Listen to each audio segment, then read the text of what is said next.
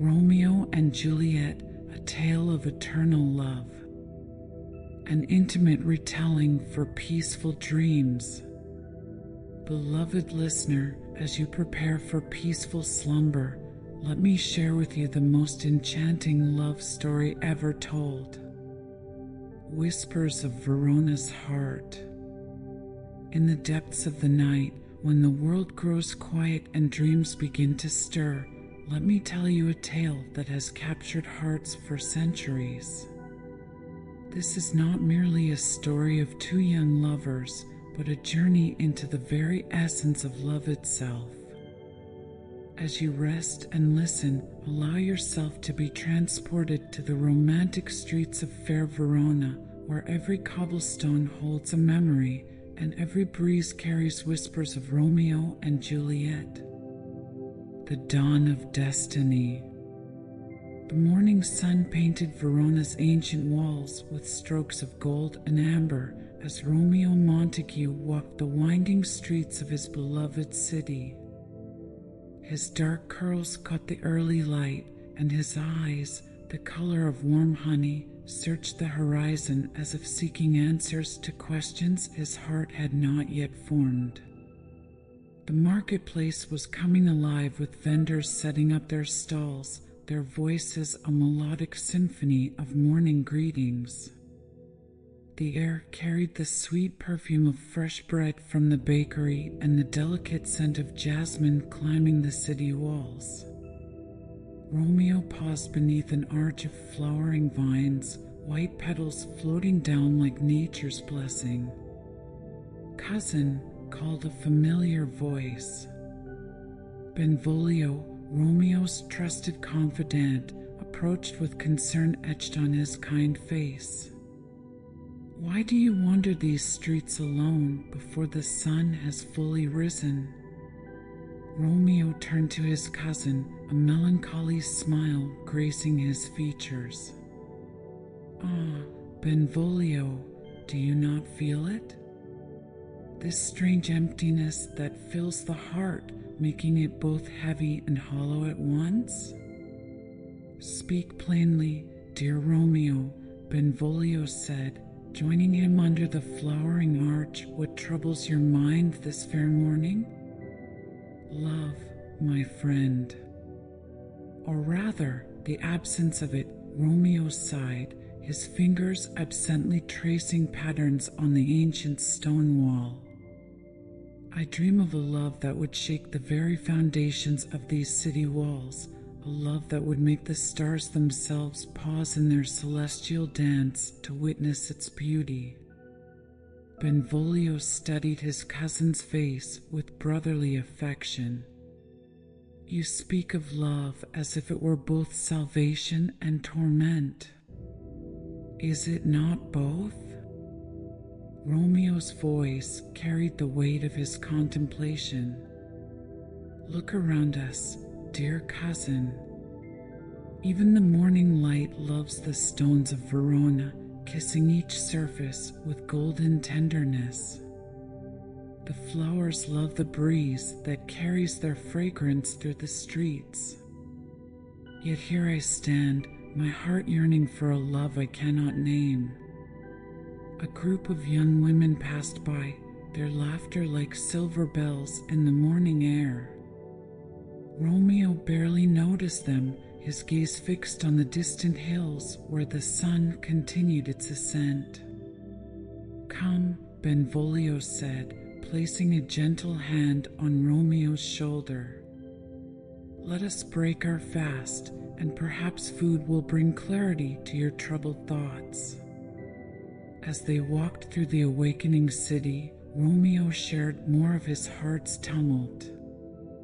"I loved once, or thought I did. Rosalind's beauty still haunts my dreams, yet she has chosen the path of chastity, never to know love's embrace." "Ah, so that is the source of your melancholy," Benvolio nodded with understanding. "But cousin, Verona is full of beautiful young maidens. Surely your heart need not remain fixed on one who cannot return your affection." They reached a small tavern where the morning sun streamed through colored glass windows, creating patterns on the wooden tables like stained roses. The owner, an elderly man who had known them since childhood, greeted them warmly. "Your heart is young, Romeo," Benvolio continued as they settled at their favorite table. "Young hearts are like spring flowers, they bloom anew with each season. Give yourself time to heal, and you may find love where you least expect it." Romeo smiled at his cousin's wisdom, though the smile did not quite reach his eyes. "Perhaps you speak truth, dear Benvolio. Yet I cannot help but feel that somewhere in Verona, destiny awaits. Something stirs in the air today, like the breath before a storm, the pause before a kiss." As they shared their morning meal, neither young man could have known how prophetic Romeo's words would prove to be.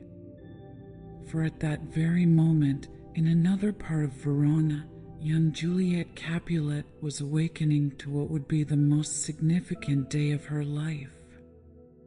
Juliet's morning light. In the eastern wing of the Capulet mansion, where morning light filtered through delicate lace curtains, Juliet stirred from dreams filled with unnamed longings. Her chamber, decorated in soft blues and silvers, reflected the first rays of dawn like captured starlight. "My Lady Juliet," came the familiar, loving voice of her nurse, entering with quiet footsteps. "It's time to greet the day." Juliet sat up in her bed, her chestnut hair falling in gentle waves around her shoulders.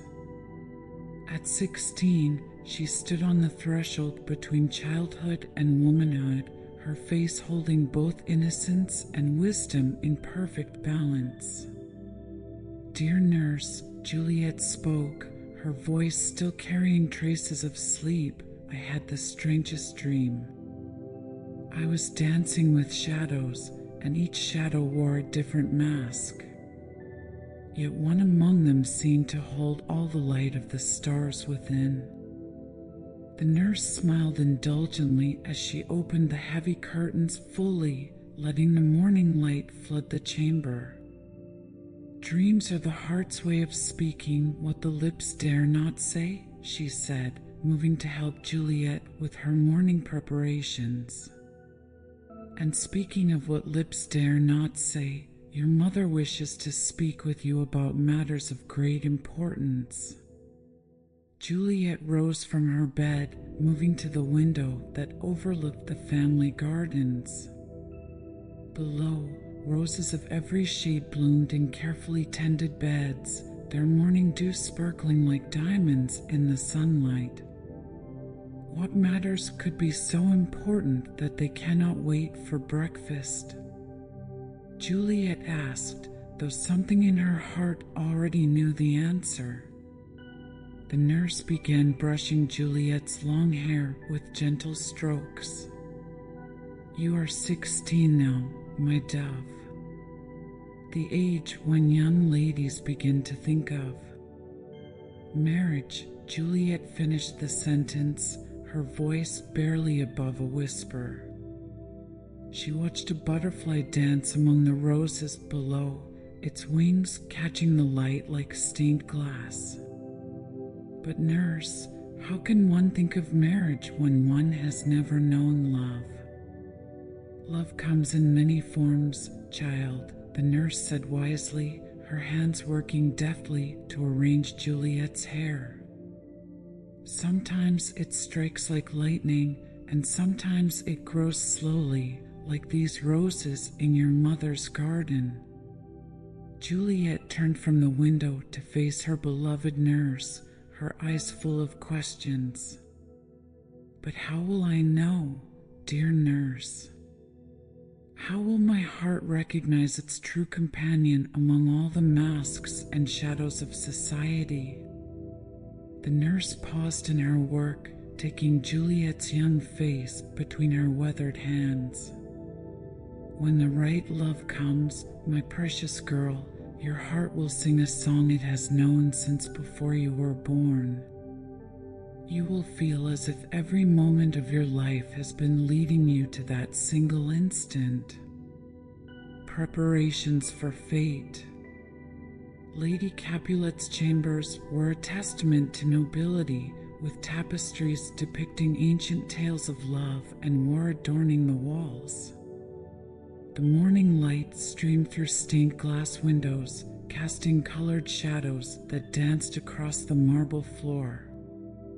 Here, Juliet found her mother seated at her ornate vanity, examining a collection of jewels.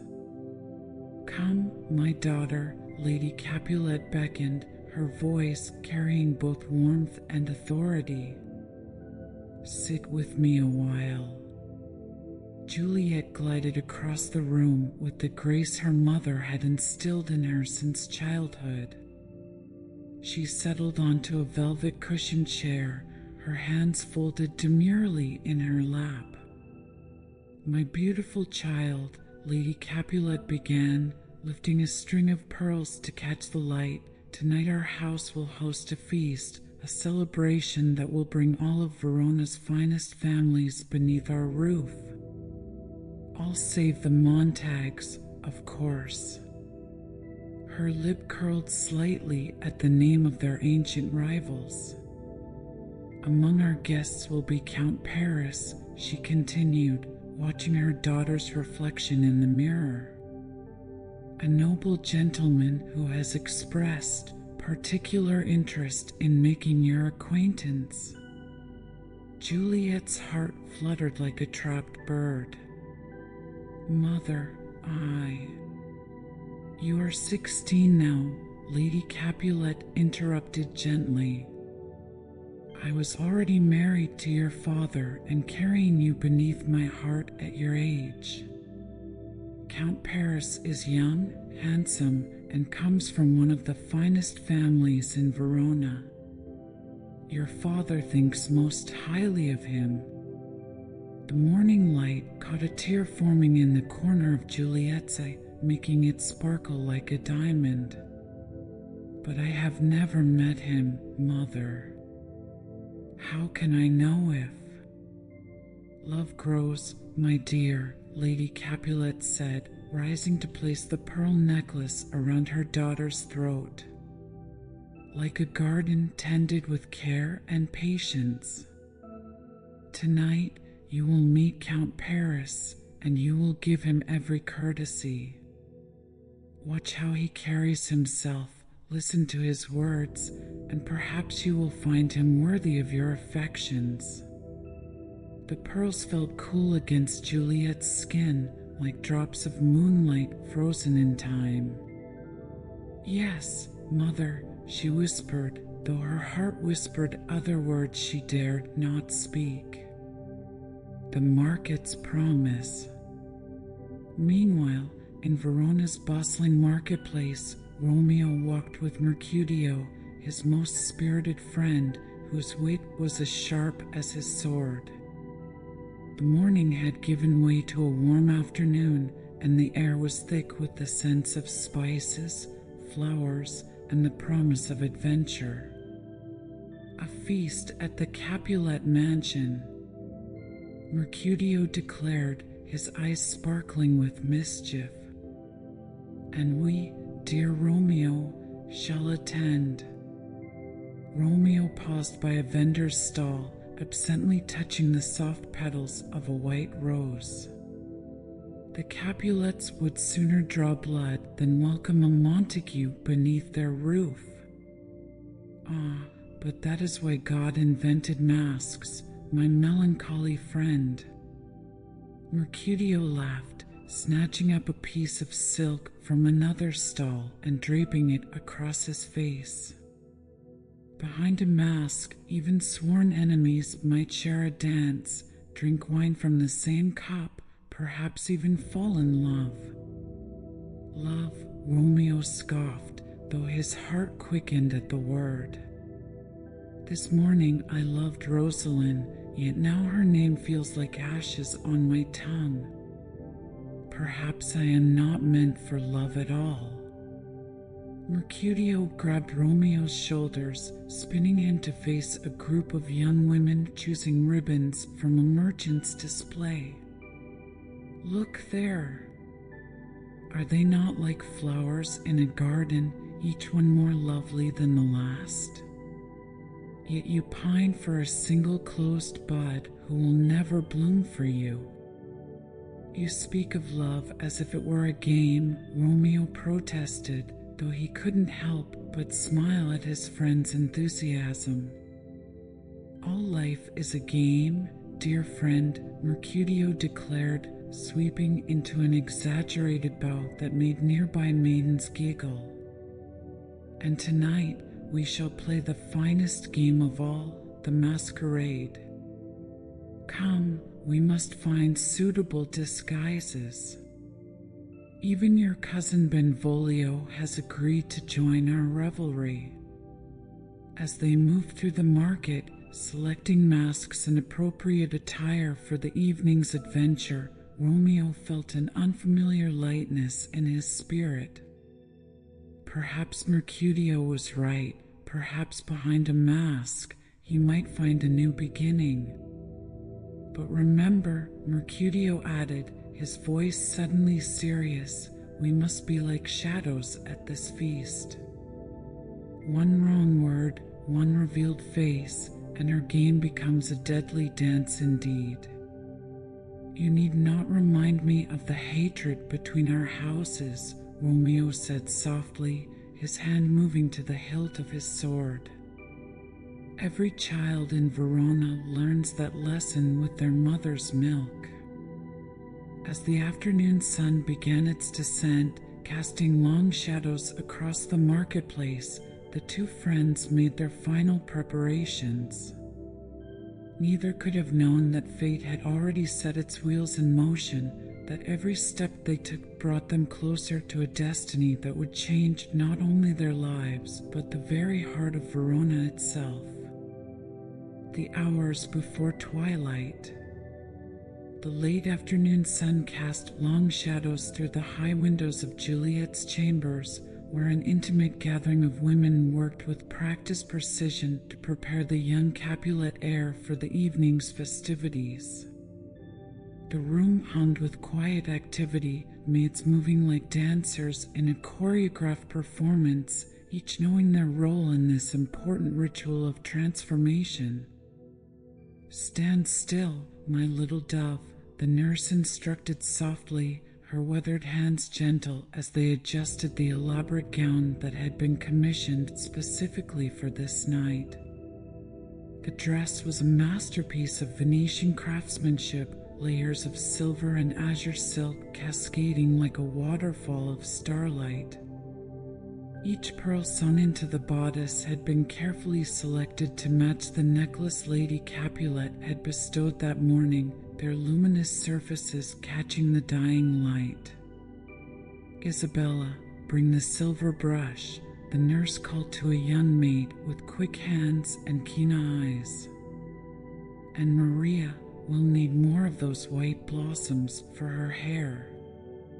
Juliet stood before the full-length mirror, watching as her childhood self seemed to fade away with each passing moment. Her chestnut hair had been washed with rose water and lavender, and now fell in soft waves down her back, ready to be adorned with silver threads and fresh flowers. Do you remember your first ball, nurse? Juliet asked, her voice barely above a whisper. The nurse smiled, her eyes distant with memory as she began weaving delicate silver threads through Juliet's hair. As if it were yesterday, my sweet. I was but a year younger than you are now.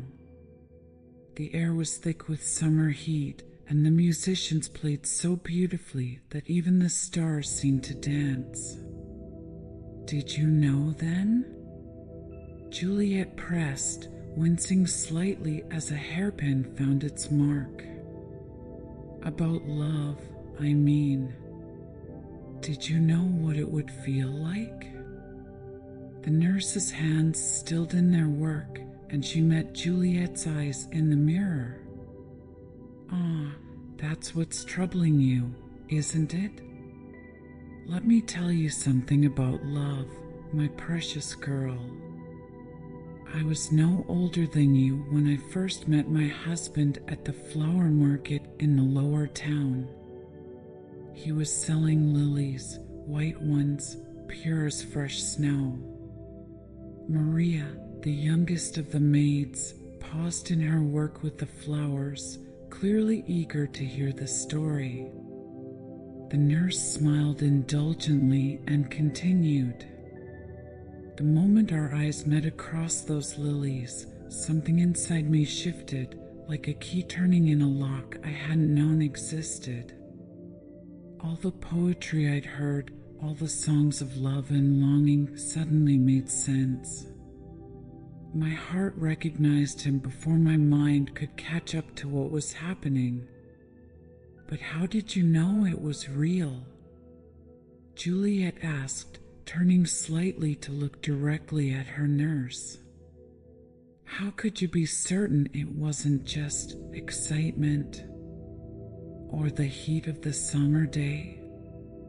Because, my dear one, the nurse replied, gently turning Juliet's head forward again to continue with her hair, real love doesn't make you lose yourself.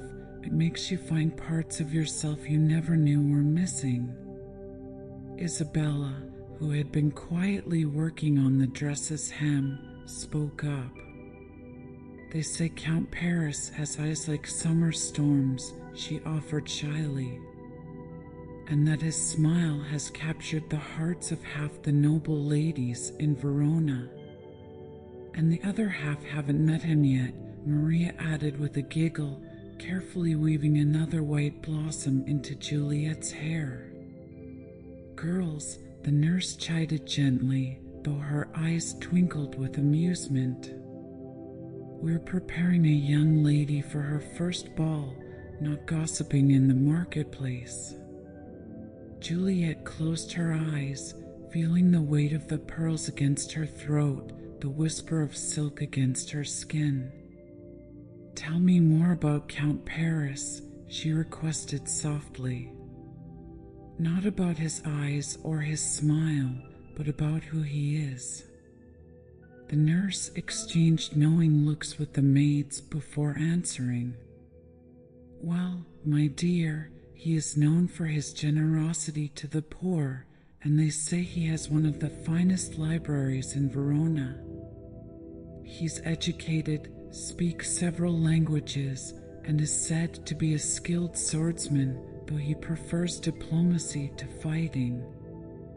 He sounds perfect, Juliet said, opening her eyes to stare at her reflection once more.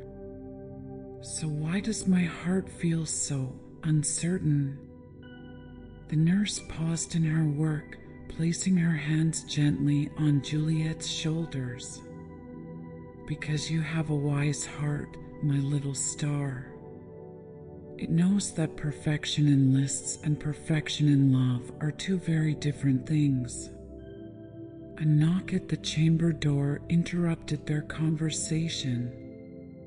A maid opened it to reveal Lady Capulet, resplendent in crimson silk and rubies.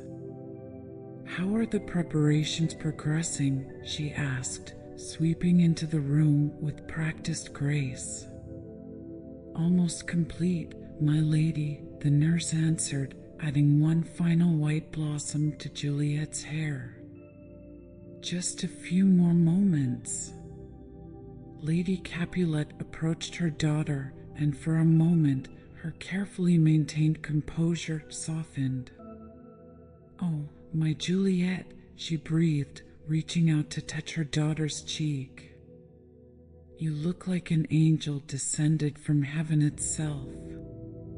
Juliet leaned into her mother's touch, cherishing this rare moment of tenderness. Mother, she began hesitantly, what if? Hush now, Lady Capulet said, her voice gentle but firm. Tonight is not for what-ifs. Tonight is for dancing and celebration. Tonight, my beautiful daughter, you begin your journey into womanhood. As the sun's last rays painted the chamber in shades of gold and rose, the women stepped back to admire their work. Juliet stood before them transformed, no longer a child, not quite yet a woman, but something magical in between. The white blossoms in her hair caught the dying light like stars, and her gown seemed to shimmer with every breath. Remember, the nurse said softly, adjusting one final fold of silk, you carry not only the hopes of your family tonight, but also the dreams of your own heart.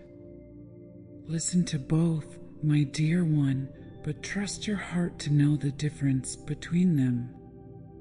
The distant sound of arriving carriages drifted through the windows, and somewhere below, musicians began to tune their instruments. The feast of the Capulets was about to begin, and with it, though none present could know it, the wheels of destiny had begun to turn. Masks of destiny. The great hall of the Capulet mansion blazed with 1,000 candles, their flames reflecting off gilded mirrors and crystal chandeliers until it seemed the very air sparkled with golden light. Servants glided through the growing crowd bearing silver trays laden with wine and delicacies from across Italy. The musicians, positioned on a raised platform draped in crimson velvet, filled the air with melodies that seemed to make the heart dance before the feet could follow. Lord Capulet, resplendent in deep burgundy velvet trimmed with gold, stood at the entrance to greet his guests. His voice boomed with genuine warmth as he welcomed each noble family, each distinguished visitor. Welcome, welcome. Let every heart be light, every cup full, and every foot ready to dance. Behind their masks, faces remained hidden, but the finest fabrics and jewels of Verona sparkled in the candlelight. Peacock feathers adorned elaborate headdresses, while precious stones winked from masks crafted by the finest artisans in Venice. The air grew thick with the mingled scents of perfume, spiced wine, and excitement. In a shadowed alcove near the musicians, 3 figures slipped quietly into the celebration. Romeo, Mercutio, and Benvolio had chosen their disguises with care, their masks crafted of dark leather and adorned with subtle silver work that caught the light without drawing attention. Remember, Benvolio whispered, adjusting his mask, we are here to watch and wonder, nothing more. One wrong word, one revealed face. Peace, cousin, Romeo replied softly, his eyes already scanning the crowd. Tonight I feel strange, as if something profound awaits in these candlelit shadows. Mercutio laughed quietly, the sound nearly lost in the music. That, my friend, is merely the anticipation of adventure. Come, let us sample the famous Capulet wine. They say it flows like water tonight. As they moved through the crowd, Romeo felt an unfamiliar sensation building in his chest, as if the very air had become charged with possibility. The melancholy that had weighed upon him that morning seemed to have evaporated like morning mist in strong sunlight. At that moment, a hush fell over the gathered crowd. At the top of the grand staircase, Lady Capulet appeared, her crimson gown a perfect complement to her husband's attire. And beside her, Romeo felt the breath leave his body as if struck. Descending the stairs with ethereal grace was a vision that made every candle flame seem dim in comparison. Juliet Capulet, for it could be none other, wore no mask, her beauty was disguise enough. Her gown of silver and azure silk caught the light like moonbeams on water, and white flowers twined through her dark hair like stars scattered across the night sky. Sweet mercy, Romeo breathed, his hand unconsciously reaching for support against a nearby column. What angel is this? A servant passing with a tray of wine overheard and smiled. That is Juliet, the daughter of Lord Capulet. A pearl beyond price, they say, and tonight makes her first appearance in society. Mercutio turned at his friend's words, following Romeo's transfixed gaze. Ah, my friend, take care. That particular pearl is guarded by sharks with very sharp teeth. But Romeo hardly heard him. The musicians had begun a new piece, something slow and haunting that seemed to match the rhythm of his thundering heart. Through the crowd of swirling masks and colorful costumes, he could see Juliet being introduced to a tall, elegantly dressed man, Count Paris, but Romeo did not know this. I must meet her, Romeo said, his voice barely a whisper. Benvolio gripped his arm. Cousin, remember where we are. One word in your true voice, one moment of recognition. Then I shall speak in the language of glances and gestures, Romeo replied, already moving toward the dance floor. Tonight, behind these masks, we are all merely players in fate's grand performance. As Romeo made his way through the crowd, Juliet was experiencing her own moment of destiny. Count Paris bowed over her hand, his mask of silver and white making him look like a prince from a fairy tale. My lady Juliet, Paris said, his voice smooth as honey, your beauty puts these candles to shame. Might I have the honor of the first dance?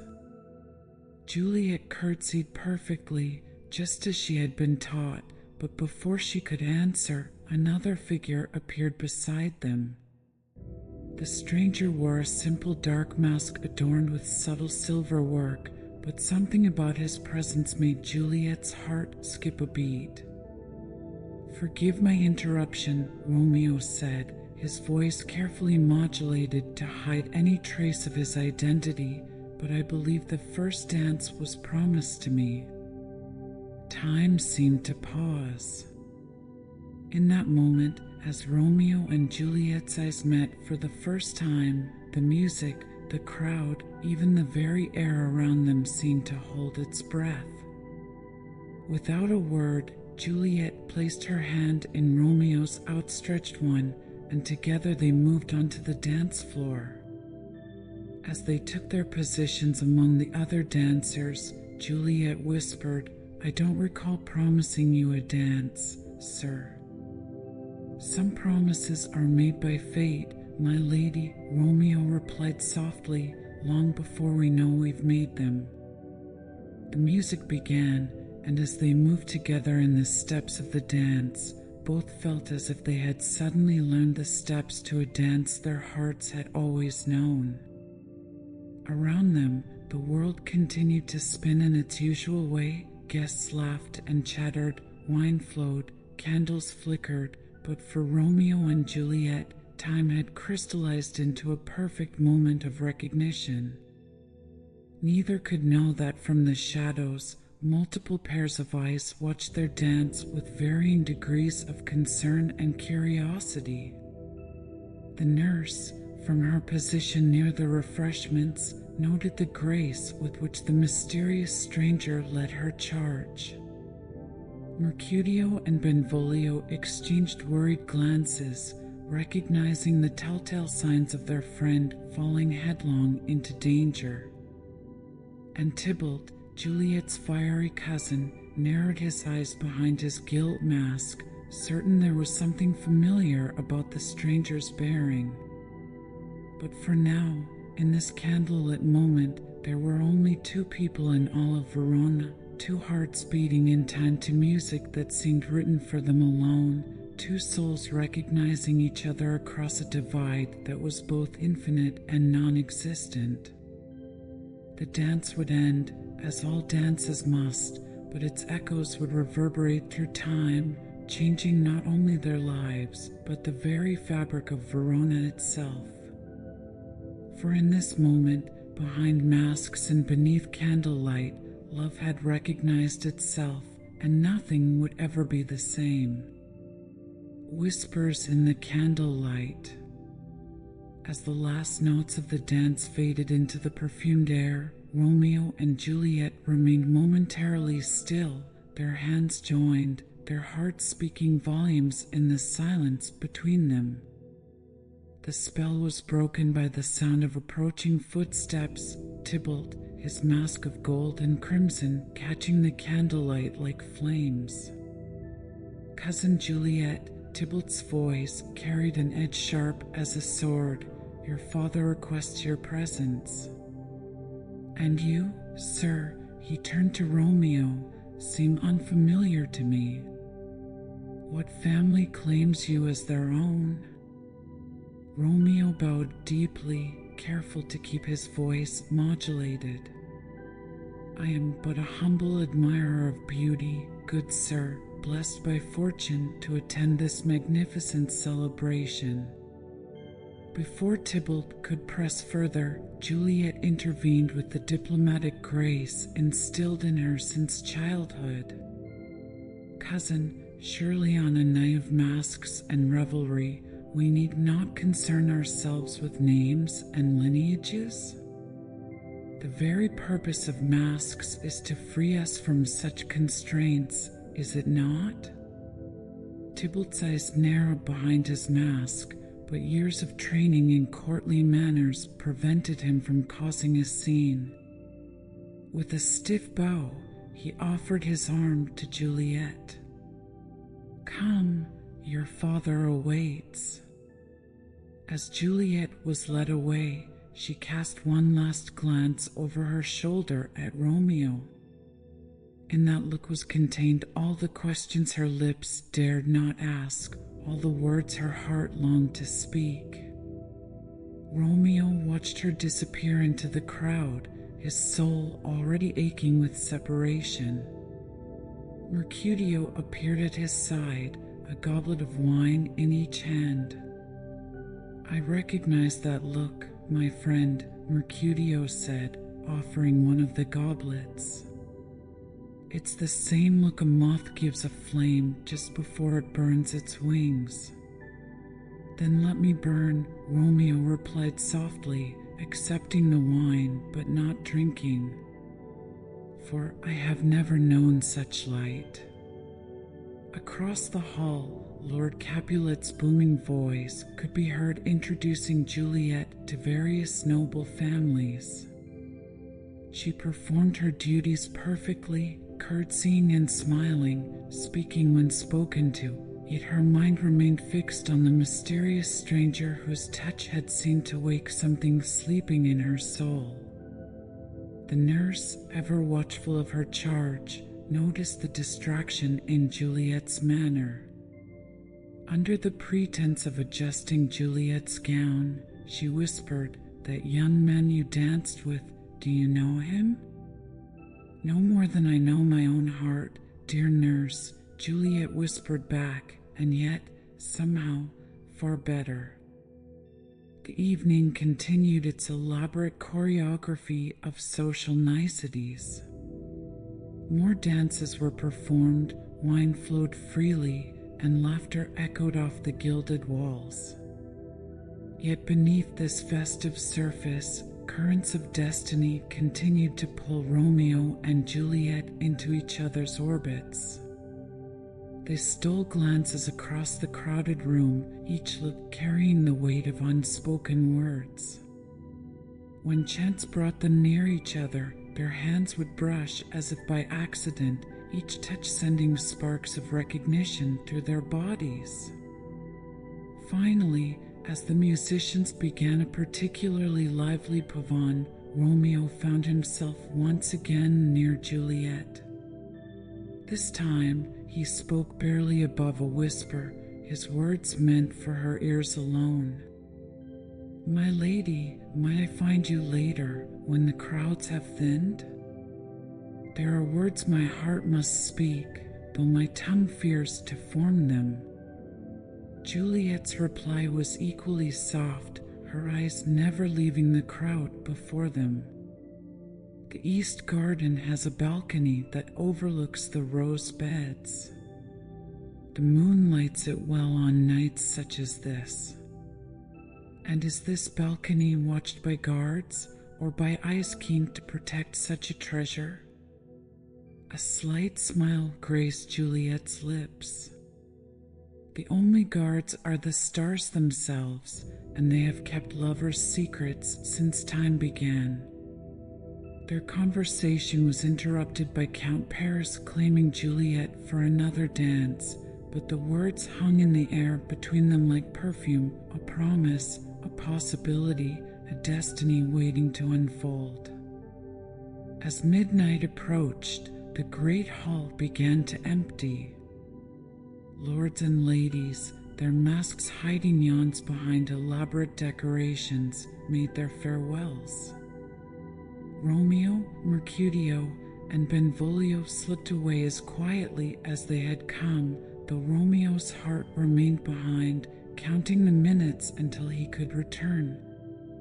"You play with fire," Benvolio warned as they made their way through Verona's darkened streets. "The Capulets would sooner see you dead than near their daughter." "Then death shall have to be patient," Romeo replied, his voice carrying a determination neither of his friends had heard before. "For tonight, I have found something worth more than life itself." Mercutio shook his head, silver moonlight glinting off his discarded mask. "Love makes poets of us all, it seems. Just remember, dear friend, that poetry written in blood rarely has a happy ending." But Romeo barely heard him. His mind was already in the east garden of the Capulet mansion, where moonlight would soon illuminate a balcony and where his heart's destiny awaited. Back in her chambers, Juliet dismissed her maids with unusual haste. Only the nurse remained, helping her out of the elaborate gown.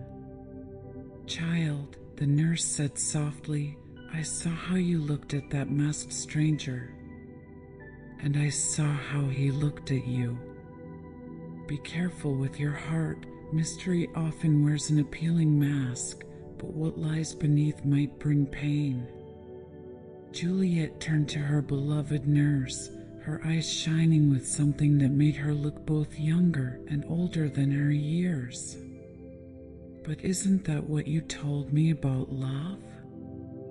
That when it's real, your heart recognizes it before your mind can understand?"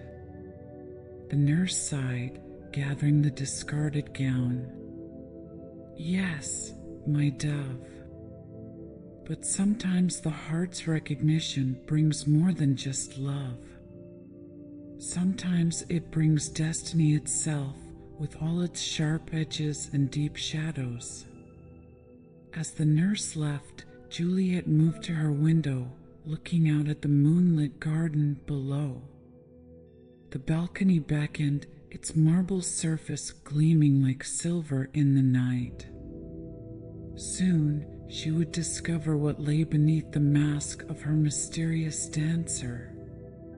Soon, she would learn whether the beating of her heart spoke truth or folly.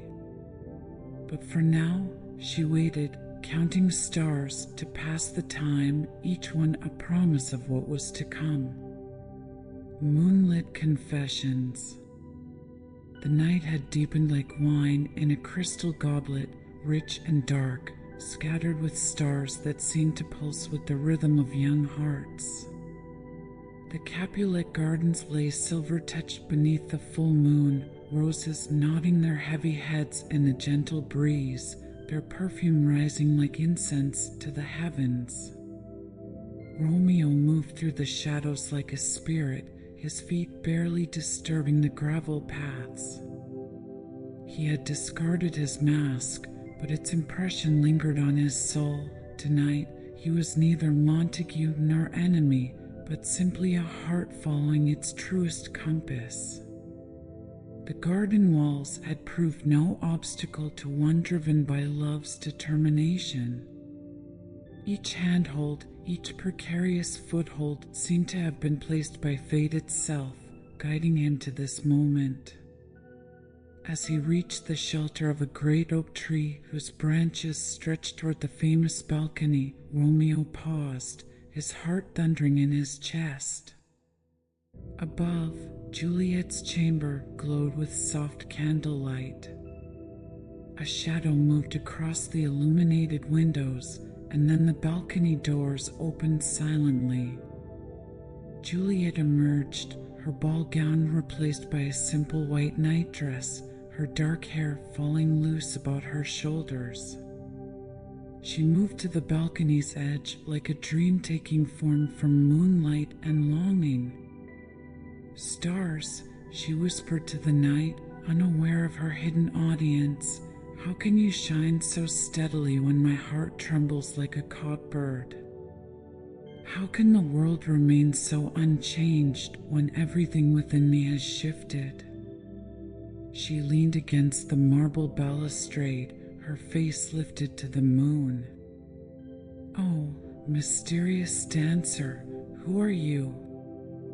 Why do I feel as though my soul has known yours across 1,000 lifetimes? Your touch awakened memories my heart didn't know it held." Romeo's breath caught in his throat. Each word she spoke found its echo in his own heart. Unable to remain silent any longer, he stepped from the shadow of the oak tree into a pool of moonlight. "Sometimes," he called softly, "the heart remembers what the mind has never known." Juliet startled, but did not cry out. Instead, she leaned forward, peering into the silver-touched darkness. "Who's there? Show yourself." Romeo moved closer, allowing the moonlight to fully illuminate his features. "One who has left his heart in your keeping, though you may not want it once you know its bearer." Recognition dawned in Juliet's eyes, followed quickly by joy and then concern. "It is you, my dancer from the shadows. But why do you speak of my not wanting your heart? Surely any heart offered so sweetly deserves consideration." "Sweet lady," Romeo said, his voice tight with emotion, "I would give worlds to be worthy of your consideration. But fate has played a cruel trick on us both. The mask I wore tonight hid more than just my face. It hid my name, which must now stand between us like a drawn sword." Juliet's hands gripped the balustrade tighter. "A name? What is a name but a word given by chance? It has no meaning beyond what we grant it." "I am Romeo," he said simply, watching as understanding dawned in her eyes. "Romeo Montague." The night seemed to hold its breath. Juliet stood very still, one hand pressed to her heart as if to keep it from fleeing. When she spoke, her voice carried both pain and defiance. "Montague? Of all the names in Verona, You are the one my father has taught me to despise since childhood. And yet... She paused, studying his upturned face in the moonlight. And yet my heart knew you instantly, recognized you as if it had been waiting for you alone. What do I trust, the hatred I was taught or the love I feel? Romeo took a step closer to the balcony, his arms outstretched. Trust what your heart knew before your ears heard my name. I am no more defined by Montague than you are diminished by Capulet. We are more than our names, more than this feud that would keep us apart. But how can this be? Juliet asked, though she made no move to leave the balcony. How can love spring so quickly, take root so deeply, when we have barely exchanged more than a dance and a few words? How does a flower know when to bloom? Romeo replied, how does a bird know which way is north? Some knowledge lives in the blood, in the soul. I knew you the moment I saw you, knew that my life until then had been merely preparation for that instant. Juliet closed her eyes, a single tear tracing down her cheek like liquid starlight. I too knew you. When our hands touched during the dance, it was like finding a part of myself I hadn't known was missing. But Romeo, this love can bring nothing but sorrow. Our families' hatred is their own, Romeo interrupted passionately. Must we inherit their bitterness along with their names? Can we not write our own story? A noise from within the chamber made Juliet turn quickly. My nurse, she whispered. She checks on me often. Looking back down at Romeo, she made a swift decision. Meet me tomorrow in the garden of the old monastery by the river. At noon, when the bells ring for prayer, we can speak freely there. I would wait until the stars fell from the sky if you asked it of me, Romeo declared. But promise me you'll come. I promise, Juliet replied softly. Now go, quickly, before you're discovered. But Romeo stood his ground. I cannot leave without asking Juliet Capulet, in spite of our names, in spite of this feud that would tear us apart, could you love me as I already love you? Juliet's answer came without hesitation, soft but clear in the night air. I already do. God help me, but I already do. The sound of footsteps within grew louder. Go, Juliet whispered urgently. Until tomorrow, my love. Romeo melted back into the shadows just as the nurse's voice called from within the chamber. Juliet cast one last look at the garden below before returning inside, her heart singing with both joy and fear. In the garden, Romeo stood for a long moment, memorizing the sight of her balcony, the way the moonlight painted the roses silver, the exact spot where she had stood. Then, with the stealth that had brought him there, he made his way back through the sleeping city, his soul lighter than air, despite the weight of what lay ahead. Neither Romeo nor Juliet slept that night. They lay in their separate chambers, watching the moon trace its path across the sky, their hearts beating in time across the distance between them. Tomorrow would bring its own challenges, its own dangers, but for now, they had this night, this confession, this beginning. and in the garden below Juliet's balcony, a single white rose had begun to bloom, its petals opening to the moonlight like love opening in two young hearts, heedless of the thorns that surrounded it. Dawn's first light.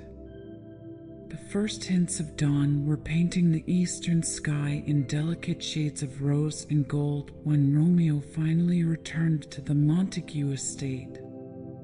The gardens were silent save for the earliest birdsong, nature's own love psalms greeting the new day. As he crossed the dew-dampened grass, his footsteps leaving ephemeral marks that would vanish with the sun's rising, Romeo's mind remained in that moonlit garden where his heart had found its home. "You return late, cousin," came a quiet voice. Benvolio emerged from the shadows of a marble portico, his face etched with concern. "Or perhaps I should say early?" Romeo turned to his cousin, a smile playing on his lips that made him appear both older and younger than his years. How can one measure time when the very stars have rearranged themselves in the heavens? When every breath draws in not air, but pure wonder? Benvolio approached, placing a brotherly hand on Romeo's shoulder. "Your words confirm my fears. You went to her, didn't you? To the Capulet girl?" "To Juliet," Romeo corrected gently, the name falling from his lips like a prayer. "Her name is Juliet, and in those two syllables lies all the poetry ever written, all the music ever played." Romeo, Benvolio's voice carried generations of concern. "This path leads only to sorrow. The hatred between our families runs deeper than the foundations of Verona itself." Romeo moved to a nearby stone bench, his eyes fixed on the lightening horizon. "Then perhaps it is time for new foundations to be laid. Why must we bear the weight of ancient grievances? Why must love bow to hatred? Because hatred carries swords, dear cousin, and love bleeds easily." "Then let it bleed," Romeo declared, rising to his feet with sudden passion. "Better to bleed from love's wounds than live forever numb to its touch. We meet again at noon in the monastery garden by the river." Benvolio's sharp intake of breath cut the morning air. "Romeo, think carefully. Every step you take toward her leads you further into danger. Tybalt especially would delight in finding a Montague in Capulet territory. Tybalt, Paris, the whole of Verona itself could stand between us, and still I would find my way to her," Romeo replied. "My heart has found its true north, Benvolio. All other directions have lost their meaning." The sun had begun to rise in earnest now, its golden light spilling over the garden walls, transforming dewdrops into diamonds. Benvolio studied his cousin's face in the growing light, seeing there something he had never witnessed before, not the quick burning passion that had characterized Romeo's infatuation with Rosalind, but something deeper, steadier, like bedrock beneath volatile soil. "Then at least let me help you," Benvolio said finally. "If you are determined to walk this dangerous path, let me watch your back, as I have since we were children." Romeo embraced his cousin, the gesture carrying all the words he couldn't speak. "You risk much by supporting me." "And you risk everything by loving her," Benvolio replied. "What kind of cousin, what kind of friend would I be if I let you face such risks alone?" As they made their way inside, Avoiding the early rising servants, Romeo's thoughts returned to Juliet, to the way moonlight had played in her dark hair, to the courage and conviction in her voice when she had declared her love despite their warring names. In a few hours, they would meet again, and in that thought lay both exquisite anticipation and lurking fear. "Get some rest," Benvolio advised as they reached Romeo's chambers. "You'll need a clear head for what lies ahead." But Romeo knew sleep would elude him. How could he close his eyes when every time he did, he saw her face? How could he rest when his very soul vibrated with the knowledge that somewhere in Verona she too might lie awake, counting the hours until noon?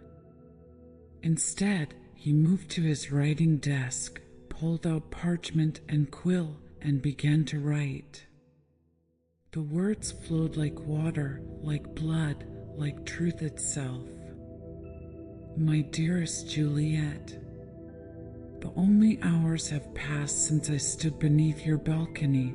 Each minute stretches like a year without you. The sun rises, but my day began the moment I first saw you. The birds sing, but I hear only the music of your voice. The whole world has transformed, painted in colors I never knew existed before you."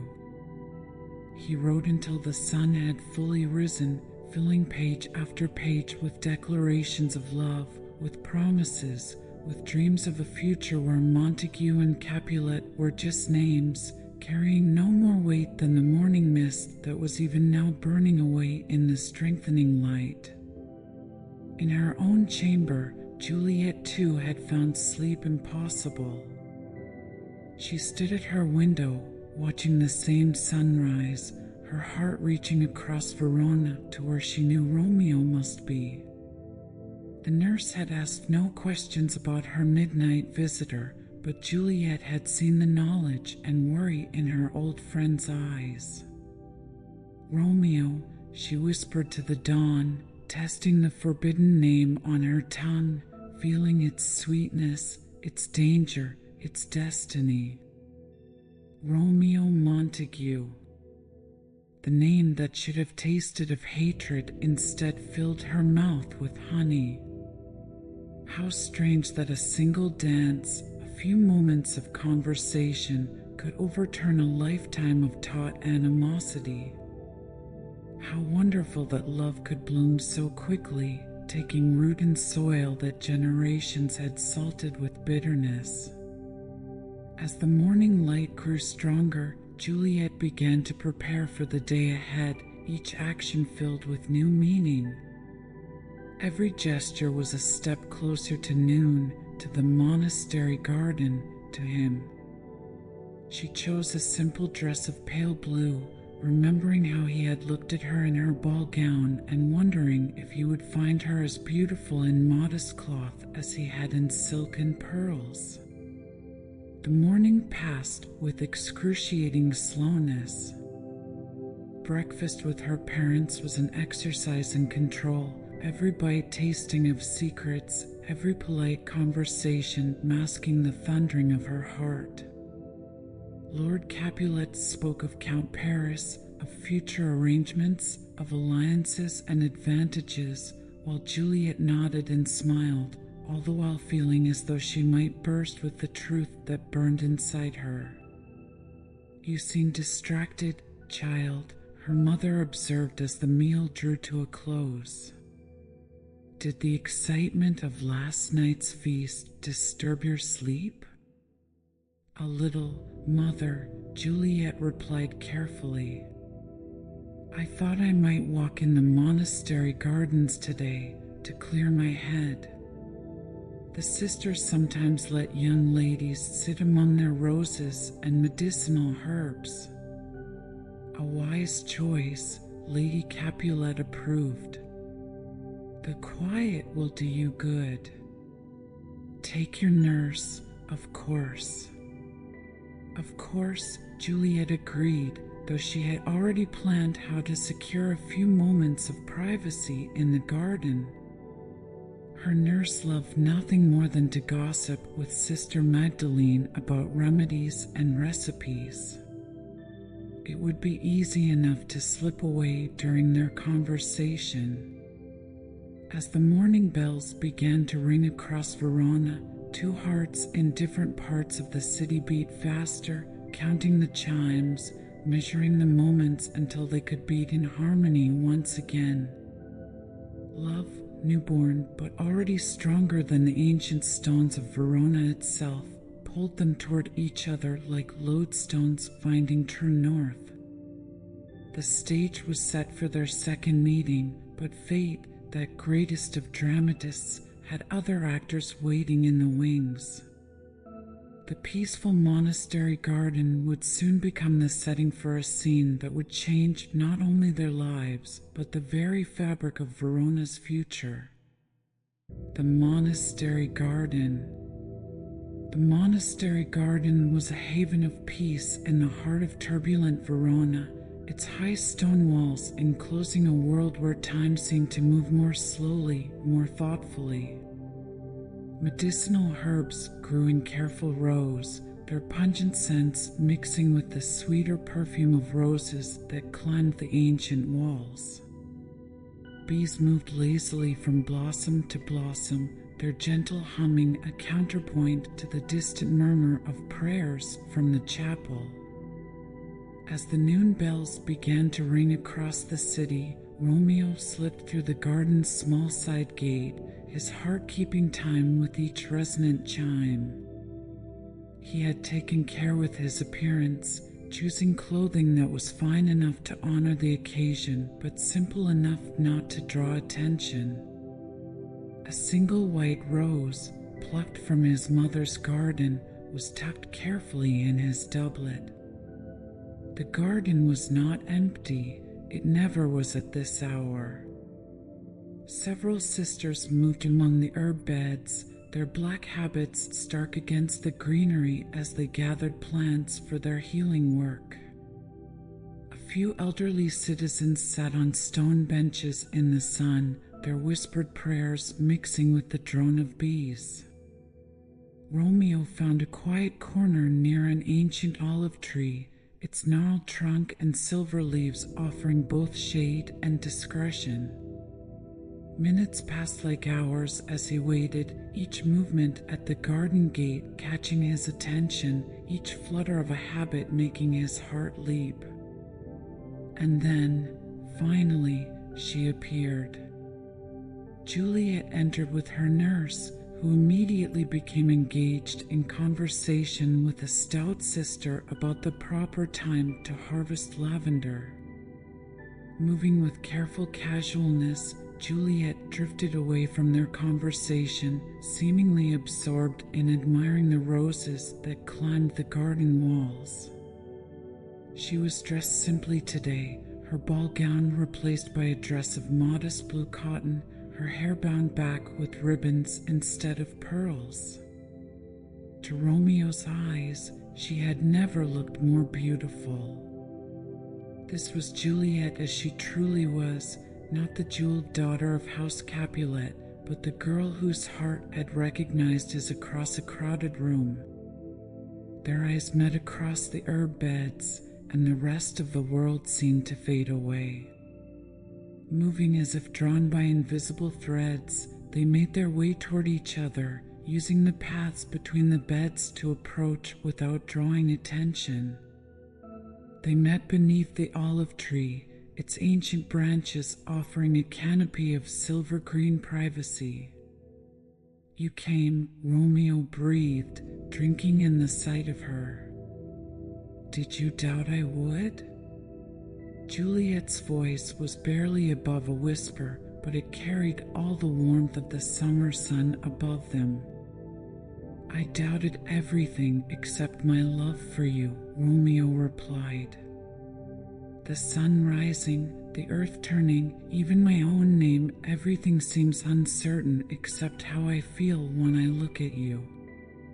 Juliet glanced quickly at her nurse, still deep in conversation about herbs. We have so little time and so much to say. Last night, after you left, I couldn't sleep. I kept thinking about names, about how strange it is that a word can build walls between hearts. Then let us abandon names, Romeo suggested, reaching for her hand. When their fingers touched, both felt that same shock of recognition that had struck them during their dance. Here, in this garden, let us be simply Romeo and Juliet, two hearts that found each other across an ocean of hatred. If only it were that simple, Juliet sighed, though she did not withdraw her hand. My father speaks already of plans, of arrangements. Count Paris. Paris, Romeo's voice caught on the name. I saw him dancing with you last night. He is everything I am not, wealthy, respected, acceptable in your father's eyes.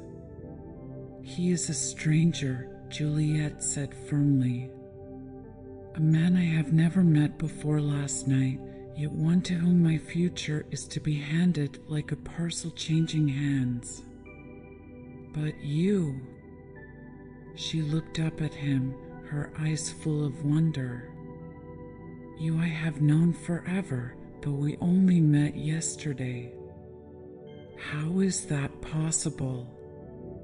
Romeo brought her hand to his lips, kissing it softly. Perhaps some souls are meant to find each other, no matter what obstacles fate puts in their path.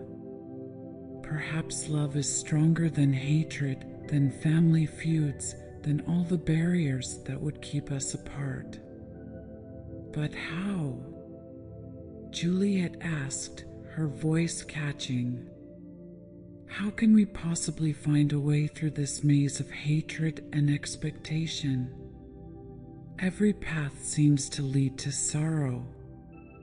Before Romeo could respond, a commotion at the garden gate drew their attention.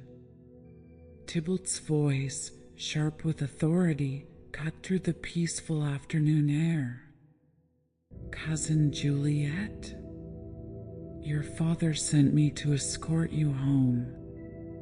Romeo and Juliet quickly stepped apart, though their hands remained clasped for one more precious moment.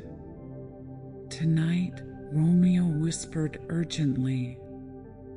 After sunset, in the old chapel by the river. There's something I must tell you, something that might offer us a way forward. I'll find a way, Juliet promised, already moving away from him, her heart racing with both fear and anticipation. As she joined Tybalt at the gate, her cousin's sharp eyes scanned the garden suspiciously. Were you speaking with someone? Only to the roses, Juliet replied smoothly, though her pulse thundered in her ears. They offer sweeter conversation than many in Verona. Romeo watched them leave, his body tense with the effort of not running after her, of not declaring his love for all to hear. Instead, he forced himself to wait several minutes before making his own departure, his mind already racing with plans for the evening ahead. Neither Romeo nor Juliet could know that they had not been as unobserved as they had thought. From a window in the monastery's infirmary, Friar Lawrence had witnessed their meeting, his wise old eyes seeing both the beauty and the danger in their forbidden love. As he turned back to his herbs and medicines, he began to formulate a plan, one that might either heal the rift between Montague and Capulet or deepen it beyond all hope of reconciliation. The noon sun continued its journey across the sky, unaware that beneath its warm rays, the first threads of a tapestry of love, danger, and destiny were being woven. In the peaceful monastery garden where Romeo and Juliet had shared a few precious moments, the bees continued their ancient dance among the flowers, and the roses released their perfume to the summer air, oblivious to the drama unfolding in their midst. Whispers and shadows. The afternoon stretched like honey dripping from a comb, sweet but agonizingly slow. In the Capulet household, Juliet moved through her daily routines as if in a dream, her body present but her heart and mind already yearning toward evening. Every chime of the house clock seemed to echo with Romeo's name. Every breath drawn was counted as one closer to their meeting. In her solar, Lady Capulet sat among her ladies, discussing the previous night's feast with the satisfaction of a general reviewing a successful campaign. Count Paris could scarce keep his eyes from you, Juliet, she observed, her fingers moving deftly through her embroidery. He spoke most warmly of you to your father. Juliet bent her head over her own needlework, using the motion to hide the flush that crept across her cheeks. He was very courteous, she managed, though the word tasted like ashes in her mouth. Courteous? Lady Capulet laughed lightly. My dear child, he was enchanted. As well he might be, you looked absolutely angelic last night. Though her voice took on a slightly sharper edge, I did notice you dancing with a stranger I did not recognize. A rather bold fellow to claim the first dance without proper introduction. Juliet's needle slipped, pricking her finger. A drop of blood welled up, bright as a ruby, against her skin. The very purpose of a masquerade is to allow such small freedoms, is it not, mother? She replied, carefully wiping the blood away with her handkerchief. Small freedoms, yes, her mother agreed, but not in propriety. You are at an age now where every action, every choice, reflects not just on you, but on our entire house. The eyes of Verona are upon you, my dear. If only you knew how true that is, Juliet thought, remembering Romeo's eyes on her in the monastery garden, filled with a love that defied generations of hatred. Aloud, she said only, I understand, mother. The afternoon wore on, the sun tracking its ancient path across the sky while Juliet's thoughts raced ahead to sunset. She had already formed her plan, a headache, a desire to retire early, the nurse's willing cooperation in helping her to bed. Then, when the house had settled into its nighttime rhythms, she would slip away to the old chapel by the river. Meanwhile, in another part of Verona, Romeo paced the gardens of the Montague estate, too restless to remain still. Benvolio watched him with growing concern, seated beneath a cypress tree whose shadows were beginning to lengthen with the advancing day. You plan to meet her again, Benvolio said. It wasn't a question. At sunset, Romeo confirmed, pausing in his pacing to look toward the river where the old chapel stood, its stone walls weathered by centuries of prayers and secrets. Benvolio, I must tell you something. I have formed a plan. His cousin leaned forward, interest warring with worry on his face. What kind of plan? One that could change everything, Romeo said, his voice low but intense. I visited Friar Lawrence this afternoon after leaving the monastery garden. Romeo paused, his words trailing off as he met his cousin's gaze, a flicker of hope and determination shining in his eyes. "Friar Lawrence," Benvolio prompted, his voice cautious. "Yes," Romeo replied, his tone laden with resolve. "I confided in him about Juliet. He understands the dangers, but he also believes love might be the bridge between our families. Friar Lawrence has agreed to help us to marry Juliet and me in secret." Benvolio's eyes widened, and he grasped Romeo's arm, urgency in his voice. "Cousin, have you truly thought this through?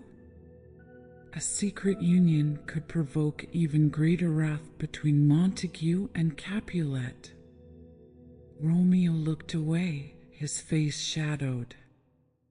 "I know what we risk, Benvolio, but every moment without her feels like a lifetime of emptiness. If we can be united, even in secrecy, perhaps it might pave a path toward peace."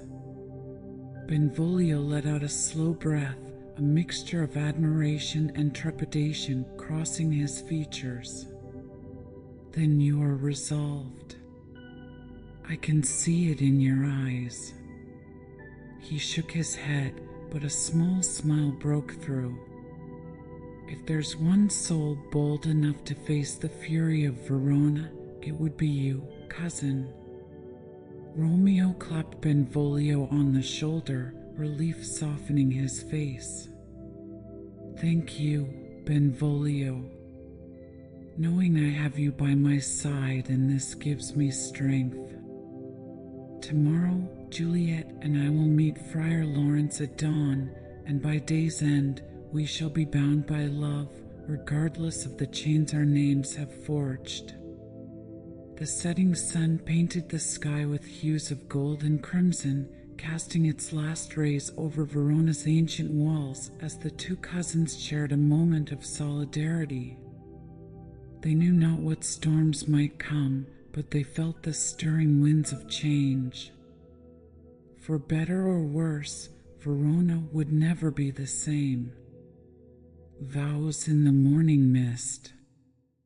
The first faint light of dawn cast a silvery haze over the quiet streets of Verona as Romeo moved through the shadows, his heart racing with each step that brought him closer to the small chapel.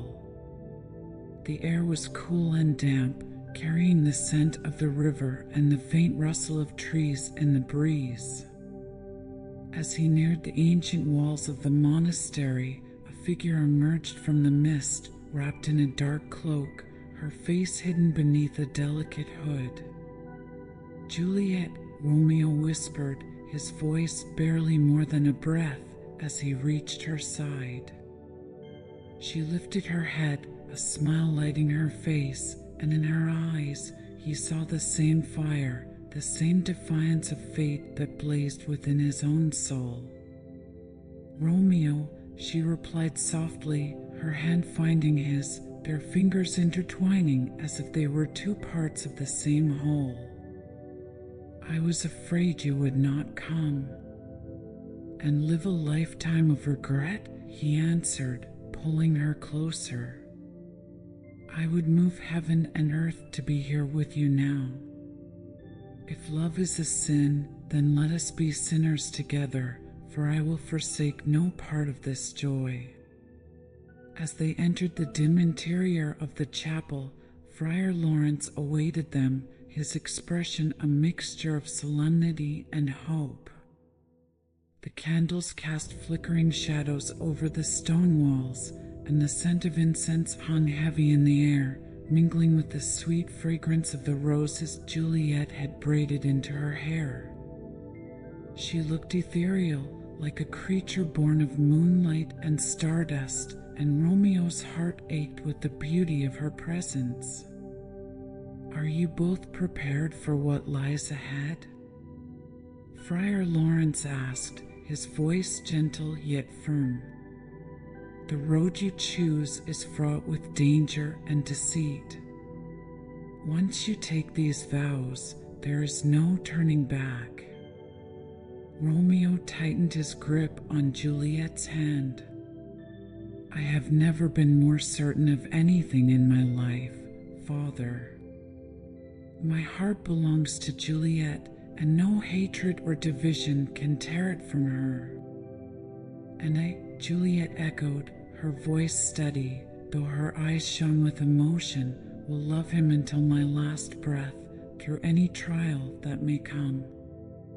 If my family must condemn me, so be it. But I will not betray my heart. The friar nodded, a glint of sadness in his wise eyes.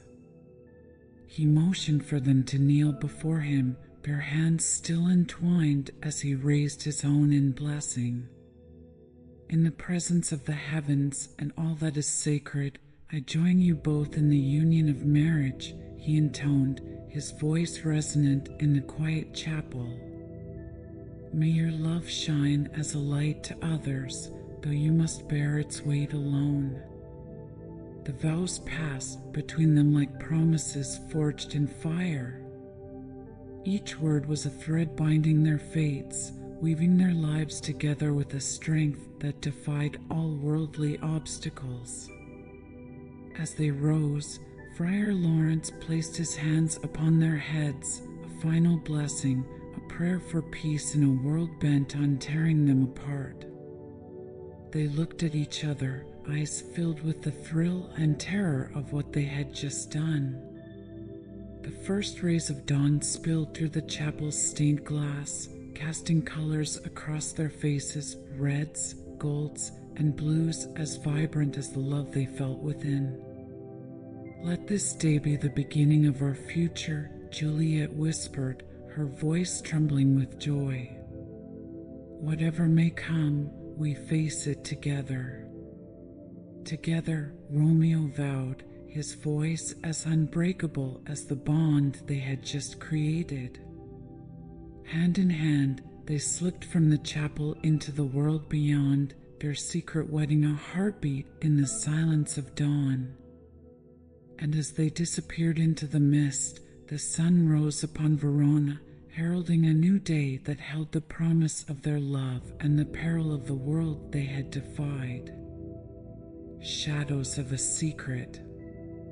As morning brightened over Verona, Romeo and Juliet slipped through the quiet streets, their hearts bound by a love as fragile as it was fierce. Their secret wedding lay between them like a precious jewel, hidden yet glimmering with the promise of unity in a world torn by their family names. The city had not yet awakened, and for a brief moment they felt as though Verona itself slept, granting them this stolen peace. But even as the joy of their union warmed their hearts, a tension lingered, lurking like a shadow at the edge of each street. They both knew that love alone would not shield them from the world beyond this morning's sanctuary. I'll see you tonight, my love, Romeo murmured as they reached the narrow lane leading to Juliet's garden. The vines climbing the walls seemed to reach out toward her, urging her back to safety. Yes, Juliet whispered, her hand lingering in his. The night shall be ours again. But as her gaze met his, a silent fear flickered there, a fear of the unknown future that waited just beyond this moment. They shared a final glance, heavy with unspoken promises, before Juliet disappeared into the shadows of the Capulet estate, her footsteps echoing softly on the stone path. Romeo watched until she was gone, his heart reluctant to leave. He traced his steps back through the now bustling streets, his thoughts a chaotic mix of elation and foreboding. But just as he turned onto the main square, a familiar voice rang out, a voice filled with mockery and challenge. Well, if it isn't Romeo Montague, looking like he's seen heaven and come back. Mercutio called out, his eyes sparkling with mischief, though a hint of worry clouded his smile. He gestured for Romeo to join him and Benvolio, who stood nearby with an expression of quiet concern. "Good morning, my friends," Romeo replied, pulling himself from his thoughts and pasting a carefree smile across his face. "And what adventures await us today?" Mercutio clapped him on the back, studying him with a keen, searching gaze. "Adventures? You look as if you've returned from one already. But no matter, perhaps some sport will lighten your heart." "What do you say, Benvolio?" Before Benvolio could answer, a cold voice interrupted their banter, laced with bitter disdain. "Is this the Montague who dares to walk freely through Verona's streets?" Tybalt sneered, stepping into view with his hand resting menacingly on his sword hilt. His gaze fixed on Romeo, his eyes alight with hatred. "You disgrace us all by your mere presence." Romeo felt the weight of the vows he had spoken that morning, urging him to keep his peace, to choose love over violence. He raised his hands in a gesture of calm, hoping to defuse the tension simmering between them. "I come here in peace, Tybalt," Romeo replied, his voice steady but soft. "There is no need for this hostility." "Peace?" Tybalt spat the word as if it were poison. "You speak of peace while you trespass on Capulet ground, flaunting your presence as if you belong here." Mercutio's eyes narrowed, and he stepped forward, placing himself between Tybalt and Romeo. "Perhaps it is you who lacks the grace to accept another man's presence, Tybalt. Leave off your insults, lest you find yourself in need of a healer's touch." But Tybalt's anger only grew, and his hand moved to draw his sword. "If Romeo will not defend his honor, then I'll gladly silence this fool who speaks for him." "Enough!" Romeo interjected, stepping between them and gripping Mercutio's arm. "There's no need for this. We are all citizens of Verona. Let us not let our anger fuel hatred." But Mercutio shook him off, his own temper flaring as he unsheathed his sword with a flash of steel. "Do you take me for a coward, Romeo? Shall I let Tybalt's insults go unchallenged?" The square seemed to hold its breath as Tybalt and Mercutio circled one another, their swords poised, each waiting for the other to strike. Romeo watched, desperation rising in his throat, his mind racing with thoughts of Juliet, of the vows they had sworn mere hours ago. He could not let this spiral into bloodshed, not after everything he had fought for. "Tybalt, I ask you once more to end this," Romeo pleaded, his voice steady but strained. "Our quarrel is no longer of any meaning. I would not fight you." But Tybalt only laughed, a sound devoid of any warmth. "You would not fight because you fear defeat, Montague. But fear will not save you this time." With a snarl, he lunged, his blade a gleaming arc in the morning sun. Mercutio met him with fierce defiance, the two swords clashing with a ring that echoed through the square. Romeo stood helplessly at the edge of the skirmish, his heart torn between loyalty to his friend and loyalty to his new bride, whose peace he had vowed to uphold. A few tense moments passed, and then a sudden movement caught Romeo's eye. Tybalt's sword flashed in a downward thrust, and in a heartbeat, Mercutio staggered, his face a mask of shock and pain.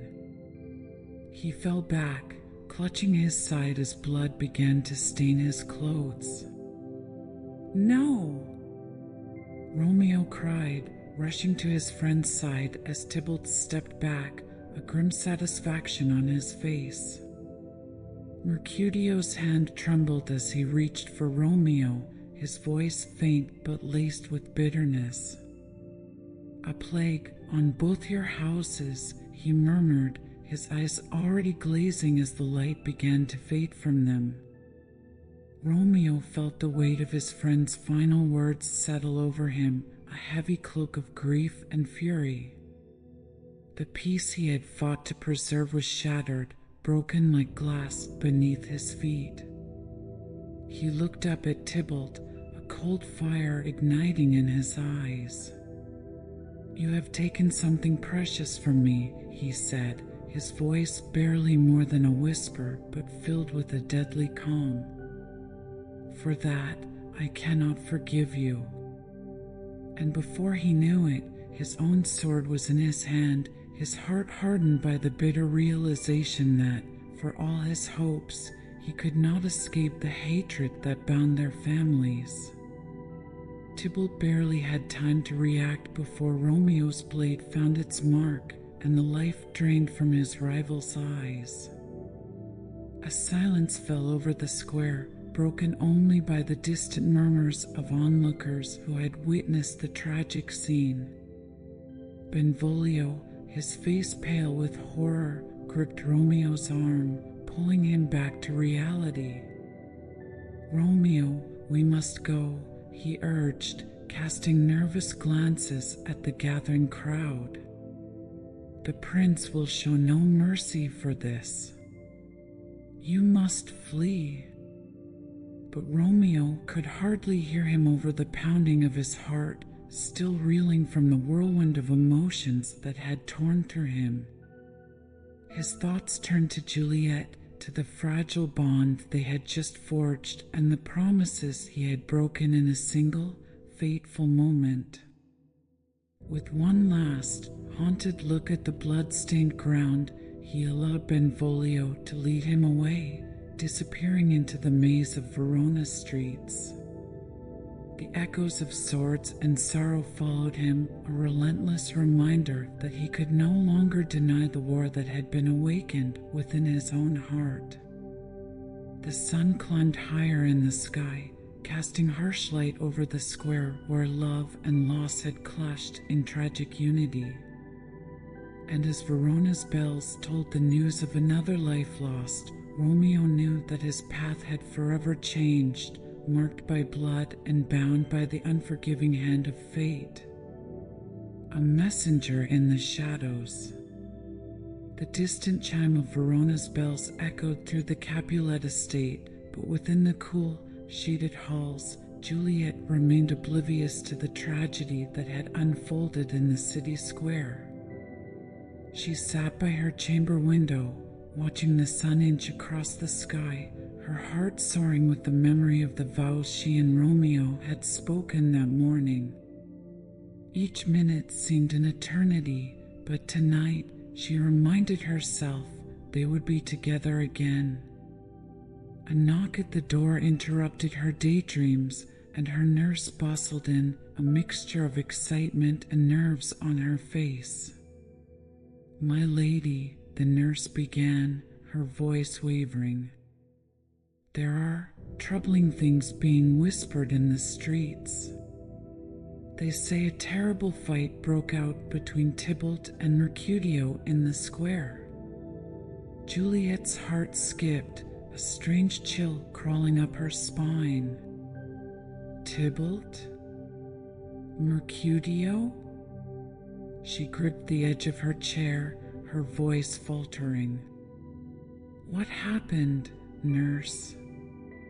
The nurse hesitated, wringing her hands. "They say Mercutio is dead, killed by Tybalt's hand." But then her voice dropped to a whisper. "Then Romeo, he took Tybalt's life." A cold wave of disbelief swept over Juliet, her thoughts whirling. She forced herself to breathe, clutching the edge of her chair as the nurse's words settled like stones in her heart. "No," she murmured, shaking her head. "Not Romeo. He couldn't have." But even as she spoke, she felt the weight of truth pressing against her heart. "My poor child," the nurse whispered, coming to her side and wrapping her in a tight embrace. "Your cousin is gone, and your husband," she pulled back, her eyes filled with worry. "The prince has banished him from Verona. He can never return, Juliet." "Banished?" Juliet echoed, her voice cracking under the weight of that single, dreadful word. A life without Romeo was a darkness she could not bear. Her hands twisted in her lap, her mind racing, searching for a way to defy the merciless decree that had torn her world apart. The nurse studied her, her gaze softening. "But he awaits you in the friar's cell. He begged me to bring you this message. Tonight you will have but one night together before he must flee. Go to him, my child. I will take you there under the cover of night."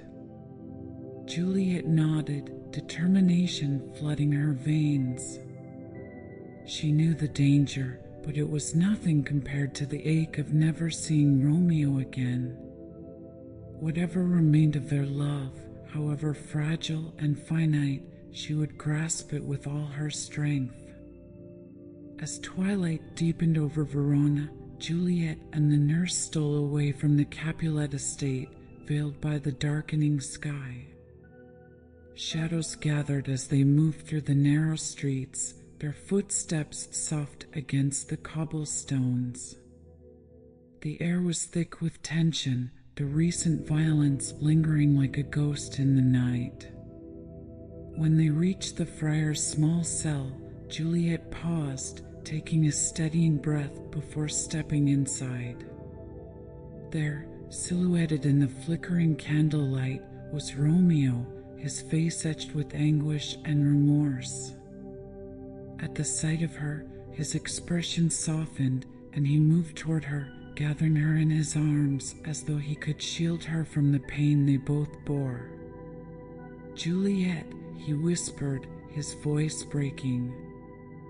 "I am so sorry. I've brought only sorrow to you." She shook her head, her fingers tracing the contours of his face as though to memorize them. "No, Romeo. You are my joy, my light. Without you, there is no Verona. Only silence." The friar cleared his throat, drawing their attention. "This night is all you have," he said gently. "The dawn must find Romeo far from Verona, or the prince's men will hunt him down." They nodded, understanding the finality of his words. But as the friar departed, leaving them alone, the reality of their stolen hours fell away, replaced by a fierce resolve to make every moment last. The night passed like a dream, intense, tender, and fleeting, with whispers and promises shared beneath the pale light of the stars. They spoke of a future beyond the reach of Verona's feuds, of places where they could live freely, far from the bitter hatred that had poisoned their lives. Yet even as they clung to each other, they both felt the ticking of time, like sand slipping through their fingers. As the first light of dawn broke across the horizon, Romeo took Juliet's hands, his gaze steady despite the grief that shadowed his face. "Remember," he said softly, "no matter the distance, our hearts are bound. Nothing can part us, Juliet, not even the anger of our families. I swear I will find a way back to you." Juliet's fingers trembled as she held him close. "I will wait for you, my love. Even if I must wait until my last breath, I will be yours and yours alone." Their last embrace was filled with a sorrowful sweetness, and as they finally parted, Juliet watched him disappear into the dawning light, her heart splitting with both love and loss. She stood alone, her dreams dissolving with the morning mist, and whispered his name to the empty air. Back in her chambers, Juliet found herself haunted by the remnants of their night together, each moment a delicate, aching memory. She looked out over the rooftops of Verona, feeling the weight of the city's hatred pressing down on her. But as the sun climbed higher, her reverie was interrupted by a new voice, her mother's sharp tone breaking through the quiet. "Juliet, my dear," Lady Capulet called from the doorway, her voice cool but tinged with a hint of excitement. "It is time for us to discuss your future with Count Paris. He has renewed his interest in marrying you, and your father has agreed to finalize the arrangements."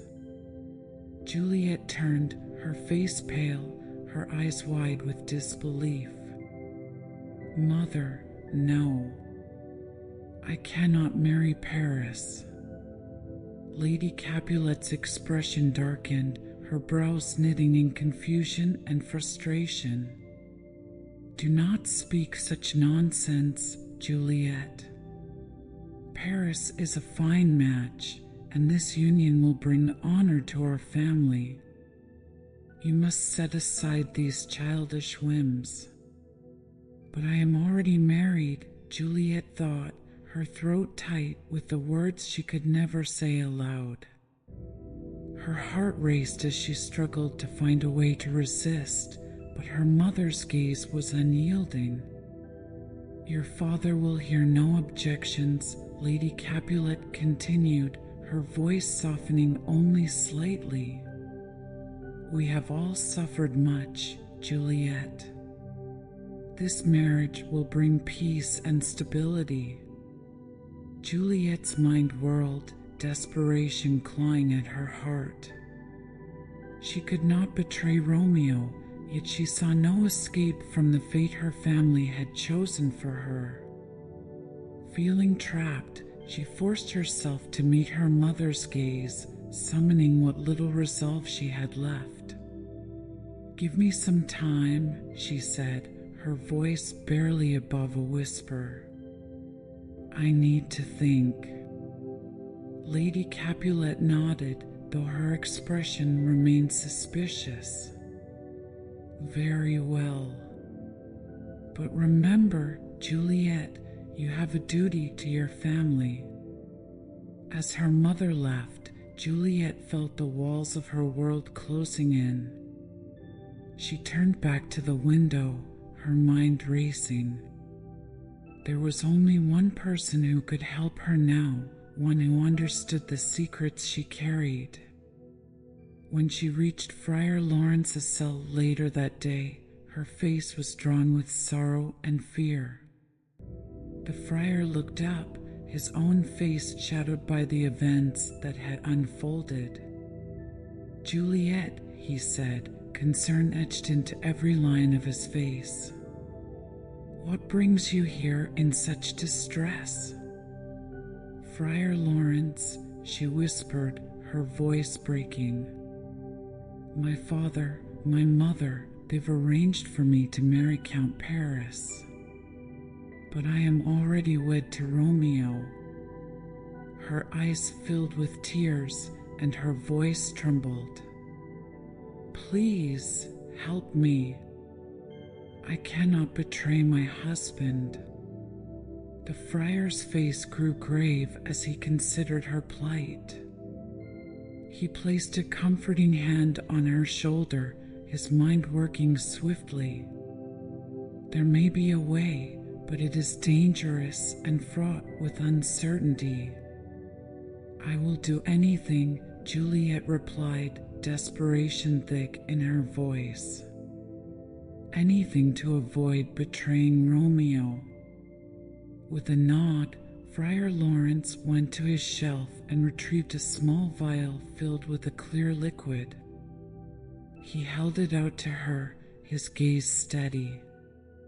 Take this potion tonight, he instructed. It will make you appear lifeless, your pulse slowed, your breath stilled. Your family will believe you dead, and they will place you in the Capulet tomb. When Romeo receives word of your death, he will come for you, and together you can escape to a new life. Juliet took the vial, her fingers trembling as she held it. Thank you, Friar Lawrence. I will do as you say. The friar placed a hand on her shoulder, his eyes filled with a mixture of hope and fear.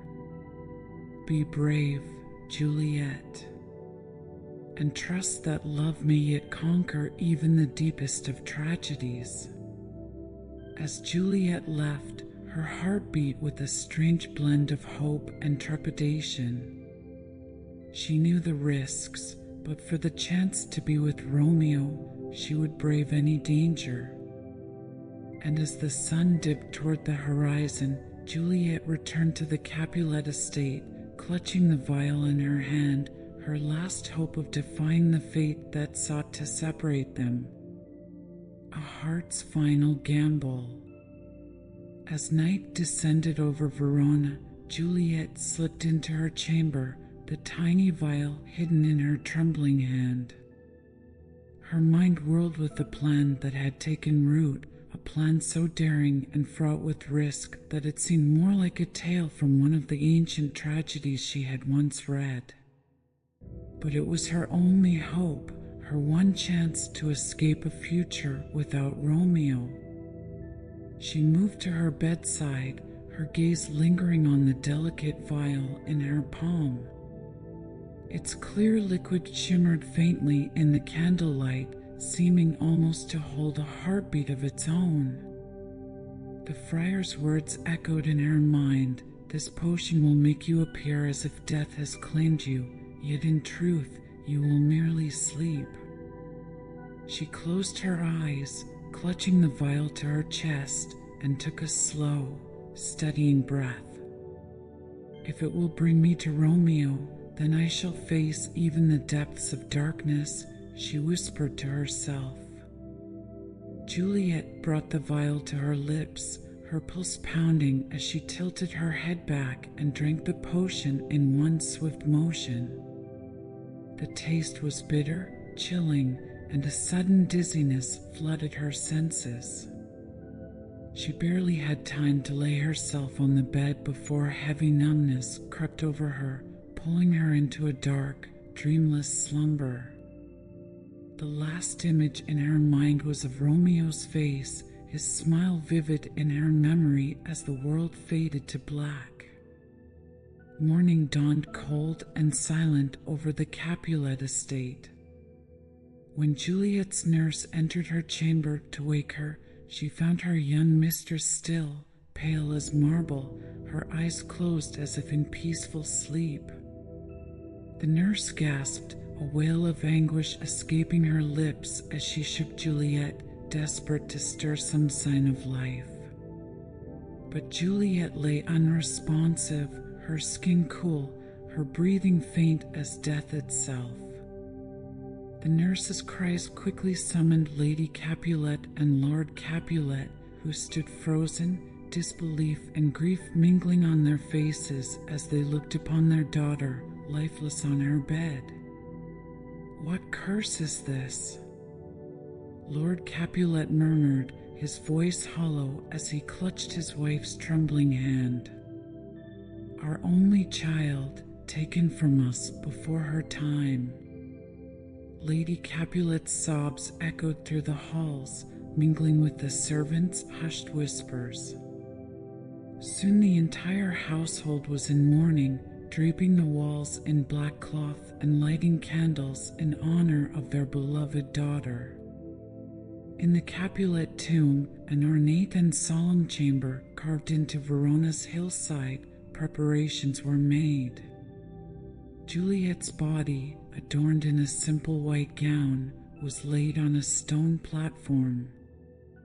Flowers surrounded her, their sweet fragrance filling the air as though to ward off the coldness of death.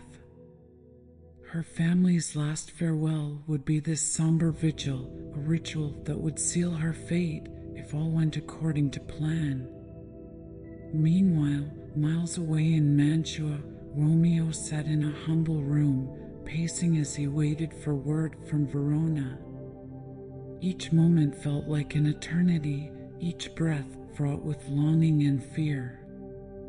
He knew the risks, the dangers that lingered in Verona, and his heart ached to be with Juliet.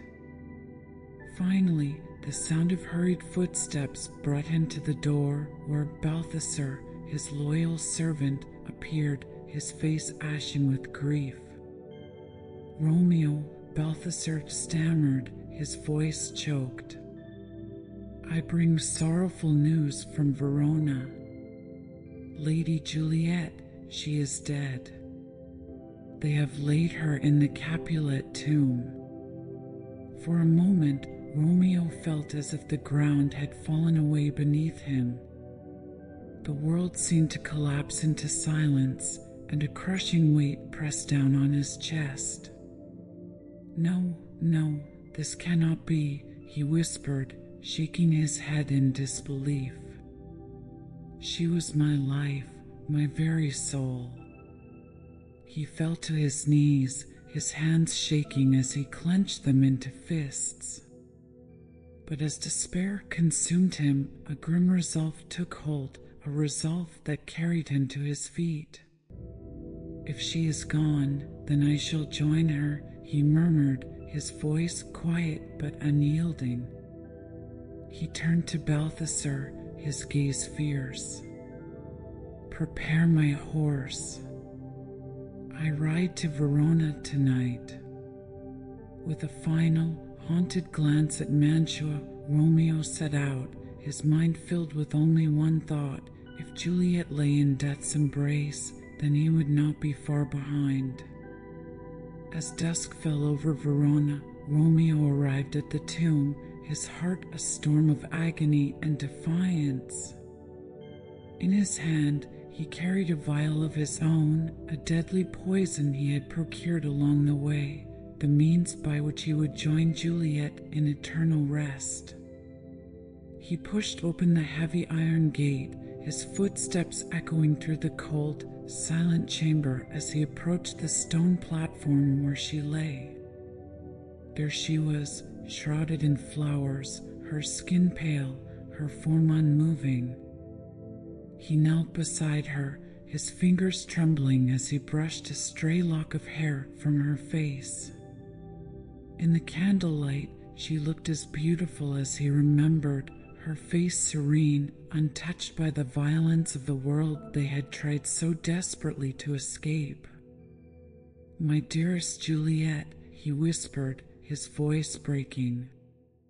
"What cruel fate has brought us here? We swore to be together, and so we shall, in this life or the next." He raised the vial to his lips, his gaze never leaving her face. With one last, trembling breath, he drank the poison, feeling its bitter sting burn down his throat. He lay beside her, taking her hand in his, and as darkness crept over him, he whispered, "I will see you soon, my love." But as he closed his eyes, the faintest of movements caught his attention, a flutter of Juliet's eyelids, the faint rise and fall of her chest. "Romeo," her voice was a whisper, fragile and soft, but unmistakably alive. His eyes flew open, his face a mix of astonishment and joy. "Juliet, you live," You're alive." She turned her head toward him, her own confusion and elation blending into a look of wonder. "Romeo, how are you here?" she asked, her voice weak but growing stronger with each word. "I drank the friar's potion to escape this fate." But even as she spoke, her gaze fell on the empty vial in his hand, and realization dawned on her. "No. Romeo, what have you done?" The poison's grip tightened, the color draining from Romeo's face as he reached out, his hand brushing her cheek one last time. "I thought you were lost to me," he murmured, his voice thick with sorrow. "I couldn't bear to live without you." Juliet clutched his hand, her tears falling freely as she watched the light fade from his eyes. "No, no, this cannot be. Not like this," she cried, her heart breaking as he slipped into stillness beside her, his final breath a whisper of her name. Despair surged through her, filling every corner of her soul. She looked around, her eyes falling on Romeo's dagger, glinting on the cold stone. With trembling hands, she took it, pressing it to her heart as her voice rose in a final, anguished plea. "This world is empty without you," she whispered, her gaze locked on his peaceful face. "If death is all that awaits us, then let us meet it together." With a last, determined breath, she drove the dagger into her heart, collapsing beside him as the world faded to silence. In the cold, dim light of the tomb, the two lovers lay entwined, bound by a love that defied even the cruelest of fates. Morning found Verona grieving, the prince himself standing over the still forms of Romeo and Juliet, his face etched with sorrow and anger. Lord Capulet and Lord Montague stood side by side, their rivalry forgotten as they gazed upon the tragic remains of their feud. "See what havoc your hatred has wrought," the prince declared, his voice a somber echo in the tomb. "These two, who loved beyond the reach of your animosity, are lost to us all. Let their deaths be the end of this feud that has torn Verona asunder." The two lords, stricken by the sight of their children in death, exchanged a look of shared grief. In that moment, old grudges dissolved, their bitterness replaced by the unyielding pain of loss. And so it was that the feud between the Capulets and Montagues ended not in triumph, but in tragedy, a tale of love and sacrifice that would be told through the ages, a reminder of the price paid for pride and hatred. And in Verona, beneath the eternal sky, the memory of Romeo and Juliet lingered, a love that transcended life itself, bound forever in the fragile beauty of a single, fateful kiss. The seeds of forgiveness. In the aftermath of Romeo and Juliet's tragic end, Verona remained shrouded in a somber silence. The news of their deaths spread quickly, touching each heart in the city with an aching sorrow. Once teeming streets fell quiet, and even the ever-bustling market was subdued, as though the weight of what had happened pressed down on the whole city. At the Capulet estate, Lady Capulet stood alone in Juliet's empty chamber, her heart heavy with grief and regret. Her hands trembled as she touched her daughter's belongings, the gown Juliet had worn to the fateful masquerade, her hairbrush still tangled with dark strands, a book of sonnets. Lady Capulet sank into a chair, silent tears streaming down her face as she finally allowed herself to feel the sorrow she had kept at bay. "Why did I not listen to her?" she whispered, her voice breaking. Why did I push her into a life she could not bear? Meanwhile, in the Montague house, Lord Montague struggled with his own grief. He sat in his study, holding a letter from Romeo he had never opened. His only son was gone, his dreams of a proud legacy shattered. He could not shake the image of Romeo's face as it had looked when he was a boy, so full of life and laughter. Lord Montague's head fell into his hands as the reality of his loss sank deep. With both families cloaked in mourning, the prince issued a solemn decree, a public remembrance in honor of the two lovers. The people of Verona were to gather in the town square where the Capulets and Montagues would confront the price of their feud and, at last, seek an end to the hatred that had destroyed so much. The day of the remembrance arrived, gray clouds hanging low over Verona as if the heavens themselves grieved. The Capulet and Montague families stood together on a platform, their eyes fixed on the stone statues that had been hastily carved to commemorate Romeo and Juliet. The statues, side by side, captured the likenesses of the young lovers, hands reaching for each other, their faces etched with expressions of longing and hope. The prince stood before the crowd, his voice steady but sorrowful as he spoke. We gather here not merely to mourn the loss of two young lives, but to confront the poison of hatred that has seeped through Verona for too long. Romeo Montague and Juliet Capulet dared to love beyond the bounds of bitterness. Let us honor their memory by setting aside our grievances and embracing the peace they sought. Lord Capulet stepped forward, his face pale, his gaze downcast. He looked across the platform at Lord Montague, his old rival, and felt a shame he could barely endure.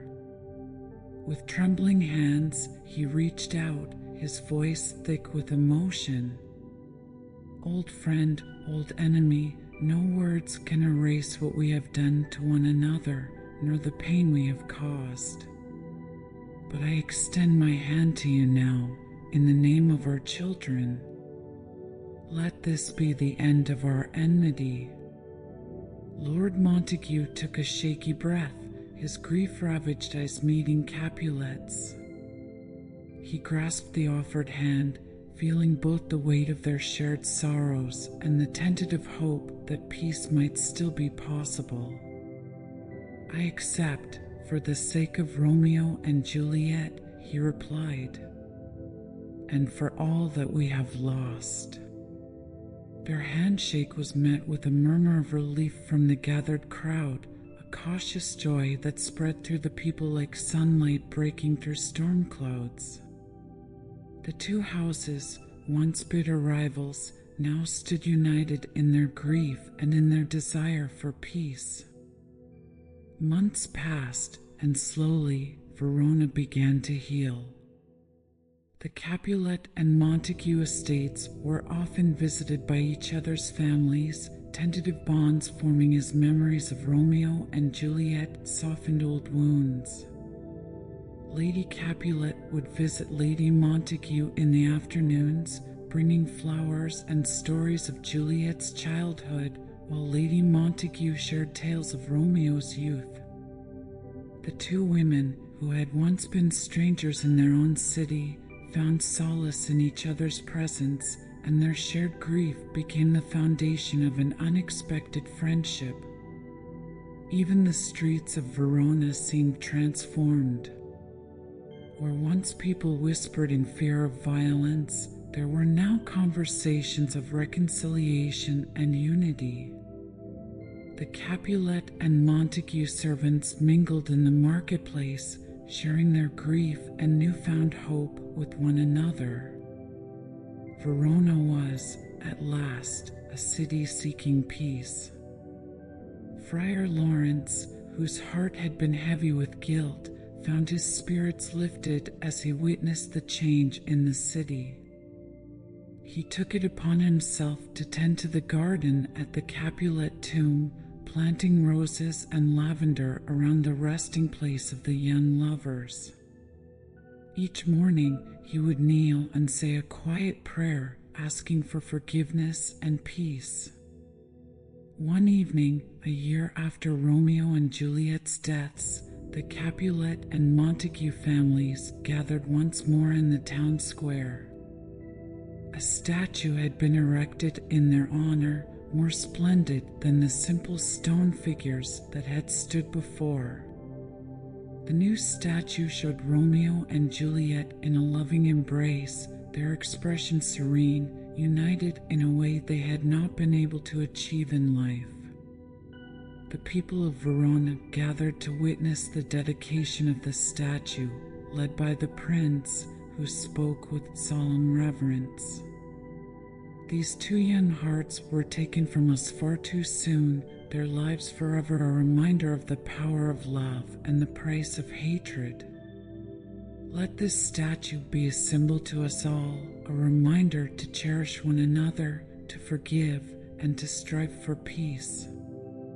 As the sun set over Verona, casting a warm glow on the statue, the families placed wreaths of white roses at its base, their final offering to the memory of Romeo and Juliet. In that moment, as the people of Verona stood together in unity, the city itself seemed to breathe a sigh of relief, its wounds finally beginning to mend. And though Romeo and Juliet were gone, their love endured in the hearts of all who had known them, a love that transcended death and lived on as a force of change, a testament to the power of forgiveness. The tale of the star-crossed lovers would be told for generations to come, a reminder of the fragile beauty of life and the resilience of the human heart. Verona had been forever altered, bound by a tragedy that became its salvation, and by the love that turned enmity into peace. A garden in bloom. Seasons passed, and the wounds of Verona began to heal as spring breathed new life into the city. The garden around the Capulet tomb, tended lovingly by Friar Lawrence, had flourished, becoming a place of quiet beauty and reflection. Roses in shades of white and red bloomed side by side, their petals mingling as a symbol of unity between the Montagues and Capulets. The garden had become a sanctuary for the people of Verona, a place where friends and families could gather, talk, and remember. The statue of Romeo and Juliet stood at the center of the garden, embraced by the blooms, their marble faces touched by sunlight and shadow, eternally locked in their serene gaze. It was here that Lady Capulet and Lady Montague would often come, their footsteps slow, but their expressions calm as they met, united by both grief and the friendship that had blossomed from it. One morning, as the sun broke over the horizon, Lady Capulet arrived at the garden with a bouquet of white lilies. She found Lady Montague already there, seated on a stone bench beneath a blossoming tree, her face lifted to the early light. Lady Capulet sat beside her, placing the lilies at the base of the statue. "The garden has grown so much," Lady Capulet murmured, her eyes tracing the path of flowers that led to the statue. "It's as if each bloom carries a part of them, as if they are still here with us." Lady Montague nodded, a gentle smile on her face. "Perhaps they are, in a way. Their love has touched every corner of Verona, transforming it from a place of division to one of peace." They sat in silence, listening to the birds that had made their nests in the branches above, their song filling the air with a sense of hope. Children began to wander into the garden, laughing and playing, weaving through the flowered paths. The two women watched, their hearts lifting at the sight. "Look at them," Lady Montague said softly. "They do not know our past. They will grow up in a Verona untouched by the hatred that once ruled these streets. That is the gift Romeo and Juliet have given them." Lady Capulet placed her hand over her friend's, a bond now solidified by shared sorrow and healing. "They have given us all a gift, one we must protect for as long as we live." As the years passed, Verona continued to change, becoming a symbol of reconciliation and renewal. The Montagues and Capulets hosted joint gatherings, often at the garden, where families once divided by bitterness now laughed and celebrated together. The garden itself became known as Giardino di Pace, the Garden of Peace, a place where travelers from across Italy would come to hear the story of Romeo and Juliet, told not as a tragedy alone, but as a tale of love's enduring power to heal. Friar Lawrence, now an old man, would sit beneath the statue, telling the story to children who gathered around him, their eyes wide as he spoke of the young lovers who had changed Verona forever. And when he finished, he would look out at the garden, at the blossoms swaying in the breeze, and smile, knowing that Romeo and Juliet's legacy lived on in the laughter and unity of the city. One summer evening, a young couple from neighboring towns came to the garden, hand in hand, their eyes shining as they listened to the story of the lovers who defied fate. They walked among the roses, stopping at the statue, where they read the inscription that had been etched into the base. "In memory of Romeo and Juliet, whose love brought peace to Verona. May we honor their legacy by loving beyond fear and forgiving beyond anger." The young man turned to his beloved, his voice soft. "If they could find courage in the face of such darkness, then surely we can be brave in our own lives." The young woman nodded, and together they placed a single red rose at the statue's base, a tribute to the love that had forever altered Verona. As they left, the sun dipped below the horizon, casting a warm, golden glow over the garden. The statue of Romeo and Juliet stood in quiet dignity, surrounded by the blooms of peace they had sown, their story a reminder to all who passed that love could conquer even the deepest of hatreds. And so, Verona thrived, its people bound by a shared history and a commitment to peace, the legacy of Romeo and Juliet etched not only in stone, but in the hearts of all who remembered.